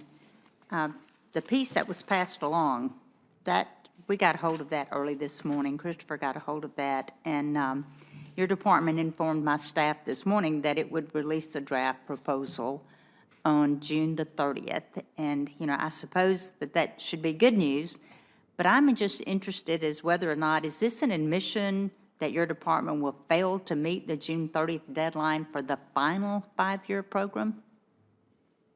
Well, considering the fact that we essentially had to start from scratch on this program, as we mentioned, the previous administration stopped in 2018 and didn't do any more work on it, so we picked that up when we got into office. But I mean, is this an admission that you're not going to meet that final draft deadline of June the 30th? That's a yes or no? Yes, the final draft will not be out by June 30th. Okay, and I have 1 minute left. The White House recently stated that the president's policy is to ban additional leasing. And that is from an April 19th statement from the White House press secretary at that time. It is not in line with the president's policy, which is to ban additional leasing. And we've seen the obvious detrimental effects that is this misguided policy is having on all American families. Does the Interior Department agree with such a policy? Senator, what I could say is that I am guided by the law. Okay, and it is clear violation of your department's requirement to prepare and maintain a 5-year program for the offshore leasing and development. So if you agree with the law, are you saying that you're in compliance with this now? We are working on it, given the fact that of the conflicting litigation that we had, of the fact that the process was stopped in 2018 for 3 years and that we had to pick it back up again. Well, my time is out. Thank you, Mr. Chairman. Thank you. And Senator King. I want to return to the budget, which, as I recall, was the point of this. You're the first one. Was the point of this hearing. Start it off. We're starting. Okay, yeah. Okay, point 1 is quit deferring maintenance in the national parks. The budget that you proposed I'm happy you proposed it, but it's $2.8 billion for $400 billion worth of assets. That's less than 1%. The general industry standard is 2 to 4% of value for maintenance. We went through a lot of effort, time, struggle to pass the bipartisan Great American Outdoors Act, a big part of which was to tackle deferred maintenance. But let's stop digging the hole, okay? So I hope that what you can do is come back with a revised request or work with us to increase the maintenance budget because it's not adequate. $2.8 billion on $400 billion worth of assets is not adequate, and it's pretty frustrating as someone who really worked hard on the Great American Outdoors Act to see the administration continuing a pattern of, and I'm not blaming this administration, this goes back 30 years, 40 years, but to continue a pattern of underfunding maintenance, and therefore we're going to have to do this again at some point in the future. I don't want to do that. Let's do our maintenance as we should right now. Thank you. Second point, National Park Service staffing. There is increases in the budget, but again, they're not adequate. Senator Daines and I have made a recommendation that there should be 23,000 full-time equivalents. That's based on visitation rates and historical visitation rates. The problem is visitation keeps going up, staffing is staying the same. That's not fair to the visitors. It's not fair to the Park Service staff that are being stressed and overworked. I had a chart, I didn't bring it today, but at Yellowstone, for example, staffing is pretty much the same as it was in 2011. Attendance is almost doubled. And this is true at Acadia, it's true at Yosemite, it's true across the country.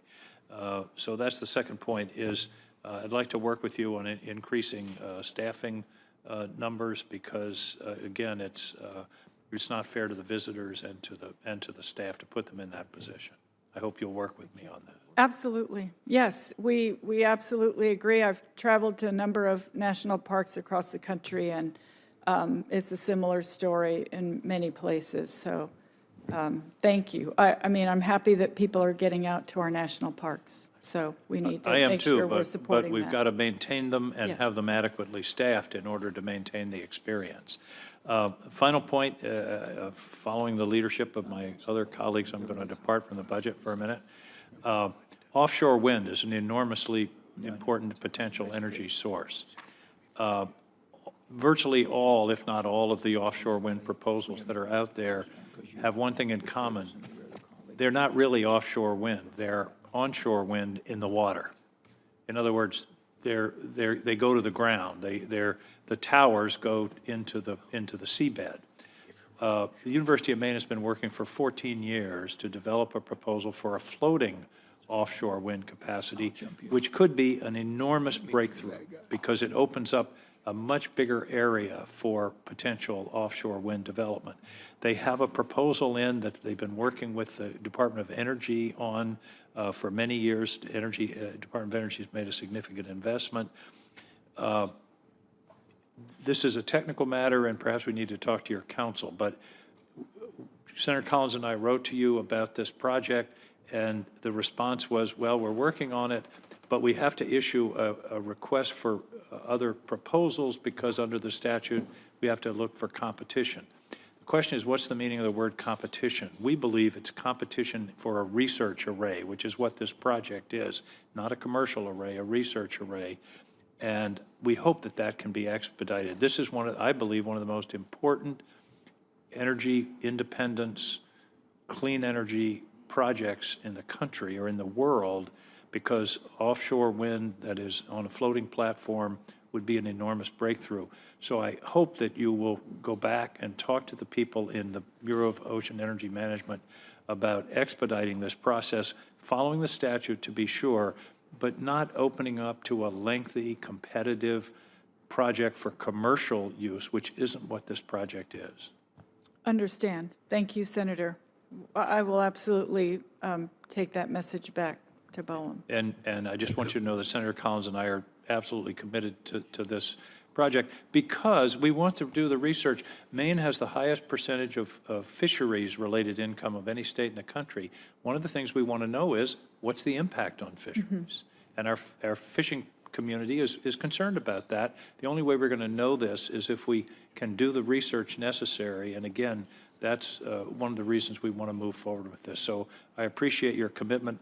I'm going to hold you to it. Thank you. Yes, and we are committed to offshore wind. In fact, we've been working extremely hard and have had some tremendous success in offshore wind projects moving forward. I was in California, and they were also talking about floating wind turbines that they would tow out to the middle of the ocean. So I'm happy to see that technology and that research moving forward and appreciate your interest in it. I'll make sure that that I speak with Amanda about this issue. Thank you. We're ready to do it, and we'd really like to see an acceleration of the process within the constraints of the statute. Thank you. Thank you. Mr. Chairman. Senator Murkowski.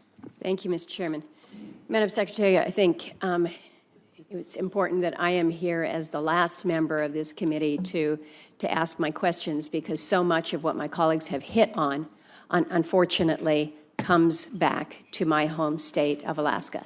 The front page of the Anchorage Daily News this morning talks about high fuel costs. The village of Noatak is paying $15.99 for fuel. Their stove oil is now at $16.47 throughout Alaska. We are above $5 a gallon. But this is not just Alaska. Ours are just more extreme. And as you know, it has an impact on the most vulnerable. Unfortunately, this headline follows the headline earlier this past week with the announcement of the cancellation of the Cook Inlet leases. And again, if you are concerned about your energy prices and you're one of the 400,000 people that live in the South Central area that rely on natural gas coming out of Cook Inlet, and now we're seeing the articles following about how the producers are going to be able to fulfill the contracts for natural gas for people there in that region. They're wondering what's going to happen on that front.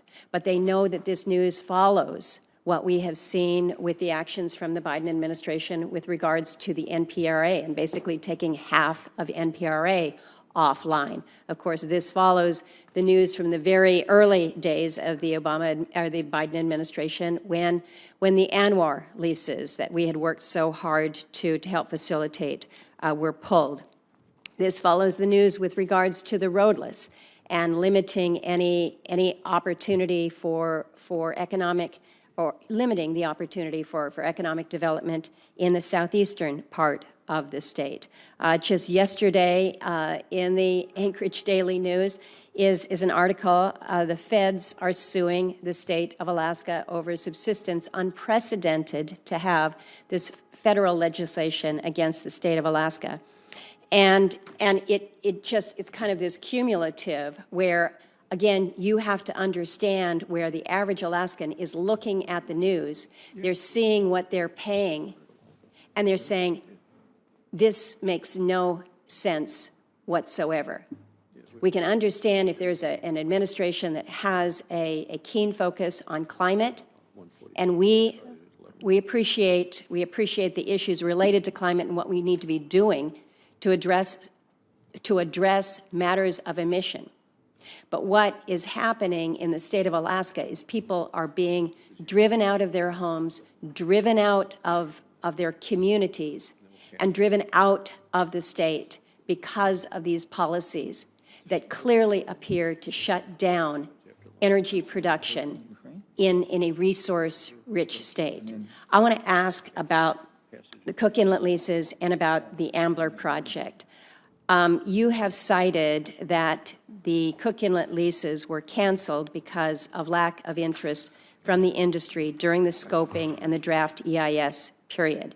And yet, your department told my office that this decision was based off of lack of industry comment during the scoping period, which took place in September of 2020, when we were in the middle of a pandemic, when oil was $40 a barrel, natural gas was $1.92. The commentary that we have received since this announcement from the State Oil and Gas Association, the Resource Development Council, the State of Alaska, and the most significant producer in the inlet is that they submitted their comments, they submitted their interest, and it appears that those were not considered. Can you share with me what kind of a reach out the department actually did to determine a level of interest in Cook Inlet? Thank you for the question, Senator. And it's my understanding that no specific companies expressed interest in this sale, both over 2020 and 2021, when oil prices had essentially recovered from the COVID impact. And while those associations did comment, only specific companies bid on the leases.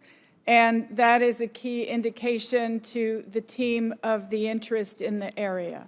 And again, I think this would follow, I think it was Senator Lee who might have mentioned the point, that if there isn't an opportunity to know whether these are even going to materialize, it makes it difficult to provide for comment. I'm close on time, and I know we have votes that have already started. I want to ask you about the Ambler Road, because this is something that we've had several members of the committee speak to, the issue of critical minerals. Senator Cantwell, Senator Hickenlooper have raised it. The administration has been very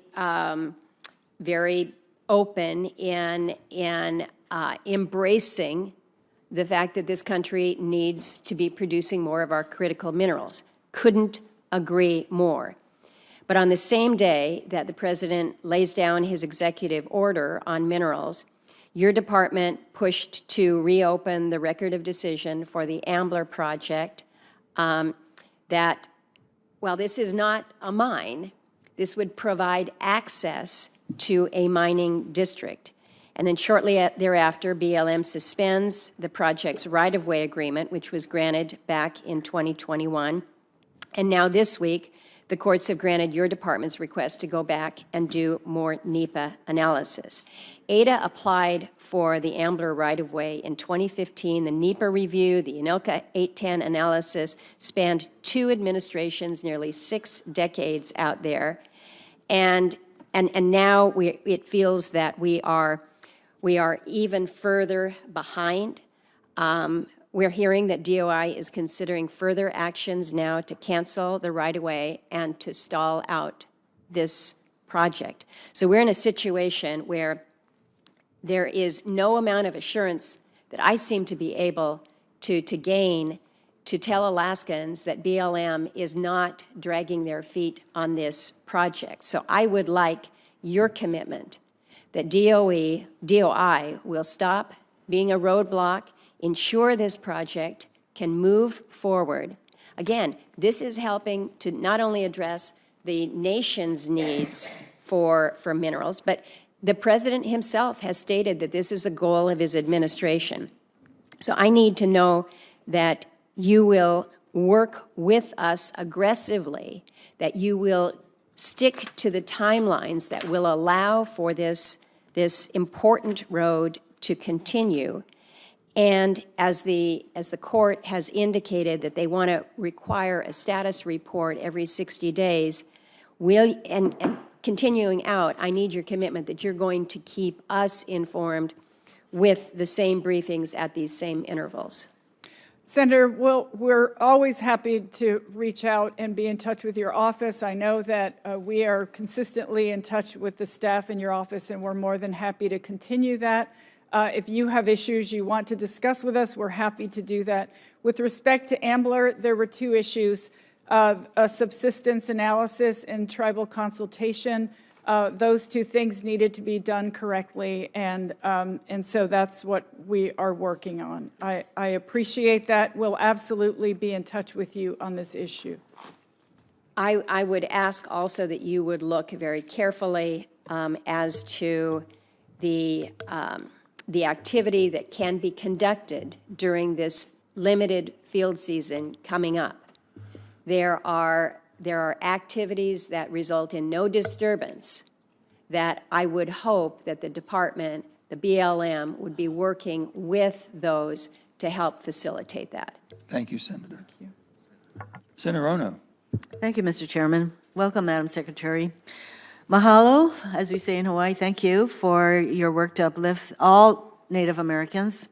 During your time in Congress and now as the Secretary of the Interior, you have repeatedly worked to appropriately include Native Hawaiians in federal policies, regulations, and law, including in the recent report on federal Indian boarding schools that shone some light on the abuse inflicted on Native children in an attempt to kill Native culture, language, and identity. Your work demonstrates the importance of honoring the federal government's trust responsibility owed to all Native Americans. Of course, that includes American Indians, Alaska Natives, and Native Hawaiians. I hope that you will continue to improve the department's efforts to appropriately include Native Hawaiians in federal programs and the department's work in the Native Hawaiian community. In particular, I hope the department and its partners will include Native Hawaiians in its work to address the crisis around missing and murdered Indigenous people. In honoring National Missing and Murdered Indigenous People Day in May 5th, this May 5th, the Office of Hawaiian Affairs shared the following information about Hawaii. Native Hawaiian women and girls represent 67% to 77% of sex trafficking victims identified in recent studies. Native Hawaiians also represent 37% of reported child sex trafficking cases. These numbers are appalling and unacceptable. I ask you to join me in working together to address this urgent problem and to end this abuse against Native Hawaiians. Thank you for your commitment. Madam Secretary, I appreciate the funding that the administration is requesting in the fiscal year 23 budget to pay for our obligations under the Compacts of Free Association. As you know, should negotiations not conclude before financial assistance provisions of the compacts expire in 2023 and 2024, that financial assistance will end. Thus, there is a sense of urgency to completing these negotiations in a timely manner. Our committee recently held a hearing to discuss the nomination of Ambassador Cantor to serve as Assistant Secretary of Insular and International Affairs. Could you talk briefly about the importance of confirming Ambassador Cantor in ensuring that the compact negotiations be concluded in a timely manner, and how else can Congress help the administration's efforts to extend these compacts? Thank you so much. And yes, the President has nominated an excellent candidate, and we're doing all we can to support her confirmation process. I also recognize the priority for national security and economic reasons as to the, and that's why we need to move this forward. I met with Ambassador Yoon, who is working on this issue as well, and feels very positive that he can move forward with it in an expeditious manner. It's a priority for us, Senator, and I just want to assure you that we're treating it as such. Thank you, because it is very clear that these compacts are critical aspects of our national security, and those issues come before the Armed Services Committee, but the compact itself and the negotiations come to you and to the State Department, so there's a sort of a bifurcation. It's really important for everyone to be working together to make sure that these compacts are negotiated fairly and that we live up to our obligations to our compact friends. The DOI's announcement earlier this week that over 14 million from the bipartisan infrastructure law are being directed toward efforts to save our remaining Native Hawaiian forest birds, and that was welcome news. In order to prevent these species from going extinct, we must control the mosquito population that is spreading deadly avian malaria throughout these populations, while also translocating and breeding the remaining few native birds. And unfortunately, as in so many of these kinds of situations, time is not on our side. Can you discuss how the fiscal year 23 budget complements those infrastructure funds to ensure that the department can carry out these efforts? And also, can you discuss how the various bureaus, the Fish and Wildlife Service, the National Park Service, U.S. Geological Survey, are all working together to protect these species? Thank you, Senator. And yes, your forest birds are incredibly important to us. We know how important they are to the ecosystem. Everything works together. And very happy to have partners with which to work to create safe havens for the birds. That also means controlling the mosquitoes that carry that malaria. We want to establish captive populations. That would be buying time, finding new ground for the birds, new places for them to thrive, and of course developing the next generation tools to eradicate the mosquitoes. We absolutely appreciate the cultural importance of the birds that you have in Hawaii, and we're working on the ground with folks there who know the landscape and who know the ecosystem so that we can do the best job possible. Thank you. And Mr. Chairman, it is wonderful to have a secretary who understands the importance of cultural issues and environmental protections that are all part and parcel of making sure that we pay appropriate attention to these issues. And thank you very much, Madam Secretary, for your commitment. Thank you. Thank you, Senator. Thanks. Thank you, Senator. Now we're going to go to Senator Barrasso. Madam Secretary, honest question, do you believe that gas prices are too high? Senator, I completely understand the crunch that so many Americans are under right now. I mean, I'm thinking back, I've been driving since I was about 18, so I know that we've had other, I remember back when there were lines out the gas stations and that kind of thing.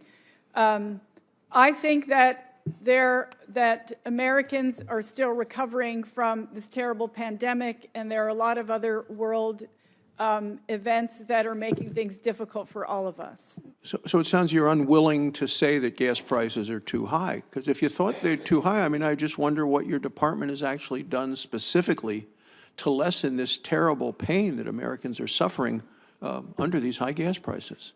We're doing all we can, Senator. As we've mentioned several times today, production on federal lands is up. It's a 45% increase from 2020, a 9% increase from 2019. I'm sorry, that's new drilling.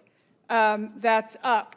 But the production is also up. It's at an all-time high, more than 1 billion barrels. Well, let me switch to the drought that's hitting the West, and you mentioned it as well for your home state. It's a major issue in the West. On May 3rd, the Bureau of Reclamation announced that 500,000 acre-feet of water would be released from Flaming Gorge Reservoir in Wyoming. That's going to lead to a 9-foot drop in our reservoir's water level. The action invokes Drought Contingency Authority agreed upon by the upper basin states to maintain water surface elevations at Lake Powell. All the reclamation states in the West need water. My constituents depend on water for growing crops, for raising cattle. They depend on it for tourism. This is the lifeblood of these rural communities in the West. These aren't big cities. There are no small communities these small communities are just as important, if not more so important. Please answer yes or no. In making decisions regarding water in the West, and you're from the West, from New Mexico, can you commit today that you will actually prioritize rural communities? We prioritize rural communities in every way possible, Senator. And if I could just say very quickly that my team is in constant contact with those folks in rural communities, the tribal governments, local governments. We know that we have to make the best decisions possible. There just isn't enough water.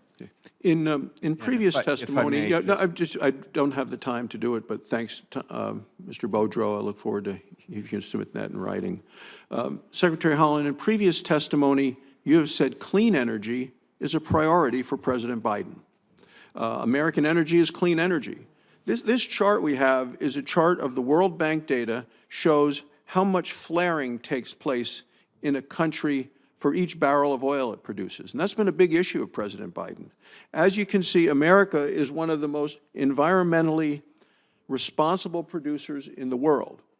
But President Biden, he wants to go to Venezuela. Let's take a look. The intensity of the flaring that you and the administration and Democrats on this panel hate and say is bad. 18 times as much done in Venezuela as is done in the United States. The flaring rate in Iran is 7 times higher than it is in the United States. So why is President Biden begging, truly begging our enemies for more dirty oil while you limit production of cleaner American oil on public lands at home in America? Senators, certainly the decisions such as dealing with foreign countries is left to President Biden and perhaps the Secretary of State. Well, I'd recommend then that you, if he continues to talk about this, that you clarify for the President and clarify his understanding, because you are the Secretary of Interior. You've made statements about wanting to produce clean energy, and it seems that we do a much better job here in the United States than any of the rogue nations that President Biden seems to be going hat in hand to and begging for energy to help supply our country with energy we already have right here. But your department and this president and this administration will not allow us to get out of the ground. Thank you, Mr. Chairman. Thank you, Senator. I'm going to have to go vote. Senator Barrasso has to go vote. Senator Hirono will preside. We have Senator Marshall coming up next, and then we have probably Senator Hoeven coming back, but Senator Hirono will close out the hearing. Let me just say on behalf, thank you. Thank you for, I know it's been tough. It's a tough one. And we know, but I think you're feeling the frustration we all have. It just, a lot of things don't make sense. And we do want a cleaner energy, we want a cleaner environment, but we have to use what we have to use in the most cleanest fashion, showing that we can do it better than anybody else, but also we can walk and chew gum. Okay, we can continue to go down 2 paths, investing in the cleaner technologies that we need and making sure what we're producing and using now is clean. So we just want security and we want reliability, but we want to have technology and innovation. But I want to thank all of you, and I appreciate you being here. And the response, we've always had a great relationship, good response. I want to keep that going, and we'll work through all this. With that, Senator Hirono, you're in charge. Thank you, Senator Marshall. Okay. Well, thank you, Madam Chair. And I want to thank the chairman of the committee, Senator Manchin, for his leadership, and Ranking Member Barrasso as well. It sounds like they've been talking to my friends and family back in Kansas, who would certainly agree with everything that they've said so far about this issue. Madam Secretary, welcome. At a real high level, when you are sitting down with your advisors, do you make it, is it the goal to make it as hard as possible to drill new oil wells, new gas leases on federal lands? And if that's not the case, when different policies are presented to you, does anyone say this will make it harder, this will make it easier for American oil to be drilled on federal lands? Senator, that the fact that things are harder or easier, it never enters the conversation. We are working hard to make sure that we have a balanced approach to our energy. So you're telling me that when you're having these discussions, they don't tell you whether this is going to make it harder or easier for access to new leases? No. Okay. And is it your goal, is it your hope that there is more or less drilling on federal lands while you're the Secretary of the Interior? My goal is, as I mentioned, is to have a balanced approach to our public lands, to make sure that we are doing the best job possible for the American people, considering that the public lands belong to them. Does the affordability of energy, the cost of gas at the gas pump, the cost of utilities ever figure into any of your decision-making process? Senator, I know exactly what it's like to be poor, quite frankly. And so do I. I do too, but does it ever enter into your policy making? I bring my whole self to the job. Okay. Your undersecretary mentioned panic a little bit ago. Let me tell you what panic is.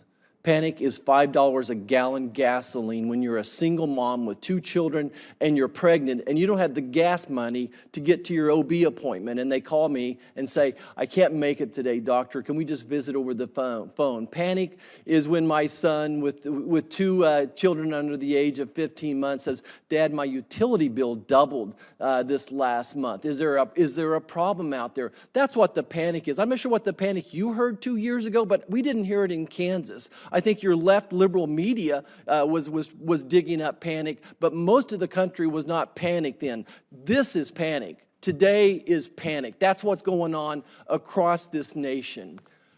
I want to share with you what is creating the high price of oil right now.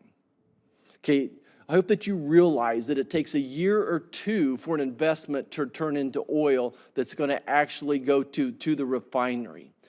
Whenever there's uncertainty, folks are not going to invest in a business. If I was going to write a book on business, the first chapter would be about uncertainty, and the federal government specializes in uncertainty, and you're doing it with your policies. You offer us a lease, you pull it back.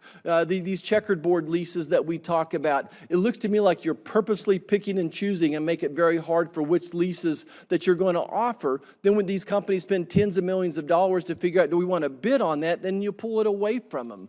And then the next uncertainty, if we buy the lease, can we get a permit to drill? And if we get a permit to drill, can we get a permit to get our pipelines out of there? So all this adds to the uncertainty, and that's what's driving up the price.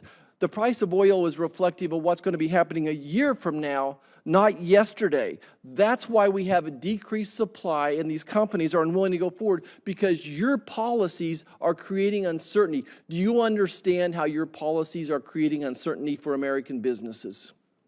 Senator, thank you very much for letting us know the frustration that you're feeling and your constituents are feeling, and we understand.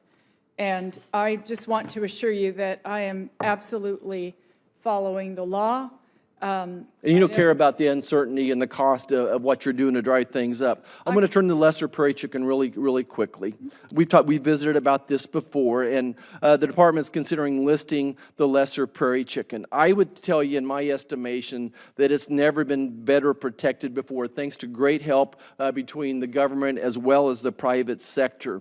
What do you think the financial impact will be on the cost of utilities in Kansas if you list the prairie chicken? Senator, what I could say is that we always follow the science and the law on any listing questions. We recognize, and I just want to say that we really recognize the value of the voluntary efforts to this conservation effort, and appreciate that we... But would you agree with me that listing the prairie chicken will drive up the cost of utilities in Kansas? Senator, as I mentioned before, I am not an economist, so I couldn't answer truthfully a question like that. Thank you. I yield back. Thank you. Senator Hoeven. Madam Secretary, thank you for joining us today. This administration, when it came into office, put a moratorium on leasing on all federal lands, both onshore and offshore. Now, in April, the administration has said that it would resume leasing, but that would only be on 20% of the available acreage, only 20% of the available acreage, and at the same time, you increase the royalty fees for production by 50%. Right now, the price of gasoline average in the country is over $4.50 a gallon. Diesel's another $1 higher. There's not a single state in the country where the price of a gallon of gas is less than $4, and some of the forecasts are that that price could go as high as $6 average across the country this summer. Think of the impact that has on everybody, and it hits low-income people the hardest. And that energy cost isn't just a cost they pay at the pump. That energy cost is in every single product that they buy every day. So my question is, why are you not allowing more leasing on federal lands to help? Senator, thank you so much for the question. And of course, I've talked a few times during this hearing about how much I understand what the majority of Americans are going through, so thank you for that. I just want to say that we are working toward a balance on our public lands. The reforms that we implemented with the last, the 80% that you refer to, was the fact that during climate change, of course, that enters the picture. We don't want leasing in in fragile ecosystems and so forth. But leasing can take place near places where infrastructure already exists and where there's a potential to find oil. As you might know, a lot of leases currently don't really have the potential to produce. So we worked very hard to make sure that we were offering the lands that we felt would be of the most use to the industry. Where's the balance when you're not allowing any drilling offshore, and where onshore it's only 20% that you're even allowing, before we even talk about how your regulation is holding up the ability to get permits even on the leases that you've awarded? How is that balance at a time when this country desperately needs the energy? Senator, if I could just say that there is more than 20.6 million acres of federal land that oil companies have on which to request permits. We've approved more than 4,700 drilling permits since President Biden came into office, 1,100 in this year alone. In many cases, though, where they have those leases, either A, you haven't approved the permits, and then in cases where you have, they're being held up in court, which is why you need to continue to make leases available and permit them so that they can drill them. The production is going down. You understand that, right? In my state alone, we were at 1.5 million barrels a day. We're now down below 1.1 million barrels a day. And on the BLM, and we have BLM land, and on the BLM land lease sale that you announced, there's only 600 acres available in North Dakota. Doesn't that disenfranchise us in North Dakota and continue to put people of this country under strain at the pump because they can't get oil and gas, and under strain for all the other products that they buy? And how is that remotely balanced?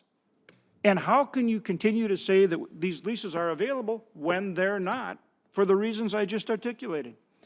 Senator, I recognize that our country is going through an era right now. We're barely coming out of the COVID pandemic. There's turmoil around the world. We are doing our best to move Clearly, these issues forward in our department. Excuse me, Madam Secretary, are you willing to make some of the, are you willing to change what you're doing and make some of these leases available? Senator, I am more than happy to, as I said, follow the law, to do the work that we need to do, and we have been doing it. I want to assure you we have been doing this work. The law provides that there is to be energy development and leasing on federal lands, onshore and offshore. That's what the law provides. Will you make those leases available at a time when our country badly needs it? Senator, we will continue to do our work just like we have since we came into this office. Which means you're not making those leases available. Senator, with respect to specific leases, I'm happy to have my staff reach out to you if that is what you would like the answer to. Well, I would just submit to you, Madam Secretary, that it's very important at this time that we produce more energy in this country. It's very, there's this inflation, the price of fuel, all these are impacting Americans in a very harsh way, and I would ask that you consider that going forward, and so that we can produce more energy here domestically, rather than trying to get it. I mean, the administration has gone to places like Venezuela to try to get it. That makes no sense. We need to do it here at home, and we need your help to do that on the federal lands. Thank you, Senator. Thank you, Senator Hoeven. Before I close this hearing, I would like to say that blaming the Biden administration for high oil prices ignores the fact that oil prices are set in the world market. There's Putin, there's Ukraine, there's COVID. During this committee's hearing on energy security in March, we discussed the 9,000 leases on public lands, the 9,000 leases that are being unused by oil and gas companies, and the pressure the companies feel from Wall Street to focus on stock buybacks rather than investing in more production. Let that sink in for a while. The situation has not changed since March. In the first year of the Biden administration, companies produced more oil from federal lands, onshore and offshore, than in any year in history. And the fact is, as noted by Madam Secretary, oil and gas companies have more than 20.6 million acres of federal lands under lease on which they are not producing oil and gas. Again, let's talk about their focus on stock buybacks rather than investing in more production. So let's be clear. Putin has a lot to do with the gas price hike, and it is hurting families all across the country and across the world. And while Putin is to blame, I would say, for the drastic hike, we have been dealing with the volatility of oil prices for a long time. And as long as we are reliant on oil, we will be subject to the OPEC oil cartels and affiliated producers like Russia. Record oil prices in 2008 solidified Hawaii's commitment to move toward renewable power and away from burning oil. Hawaii got it. We were the most oil import dependent state in the entire country. So Hawaii figured out we need to make a change. So the state is now getting over 38% of its power from renewable sources with the goal of 100% renewable power by 2045. So as we debate impacts on oil and gas supplies of Russia's invasion, we also need to keep our eyes on making our country much more energy self-sufficient in the long term. That's where Hawaii is going, and that's where the rest of the country should pay attention to. So, Madam Secretary, thank you very much. Deputy Secretary Boudreau and Ms. Flanagan for coming before this committee. Members will have until close of business tomorrow to submit additional questions for the record. The committee stands adjourned.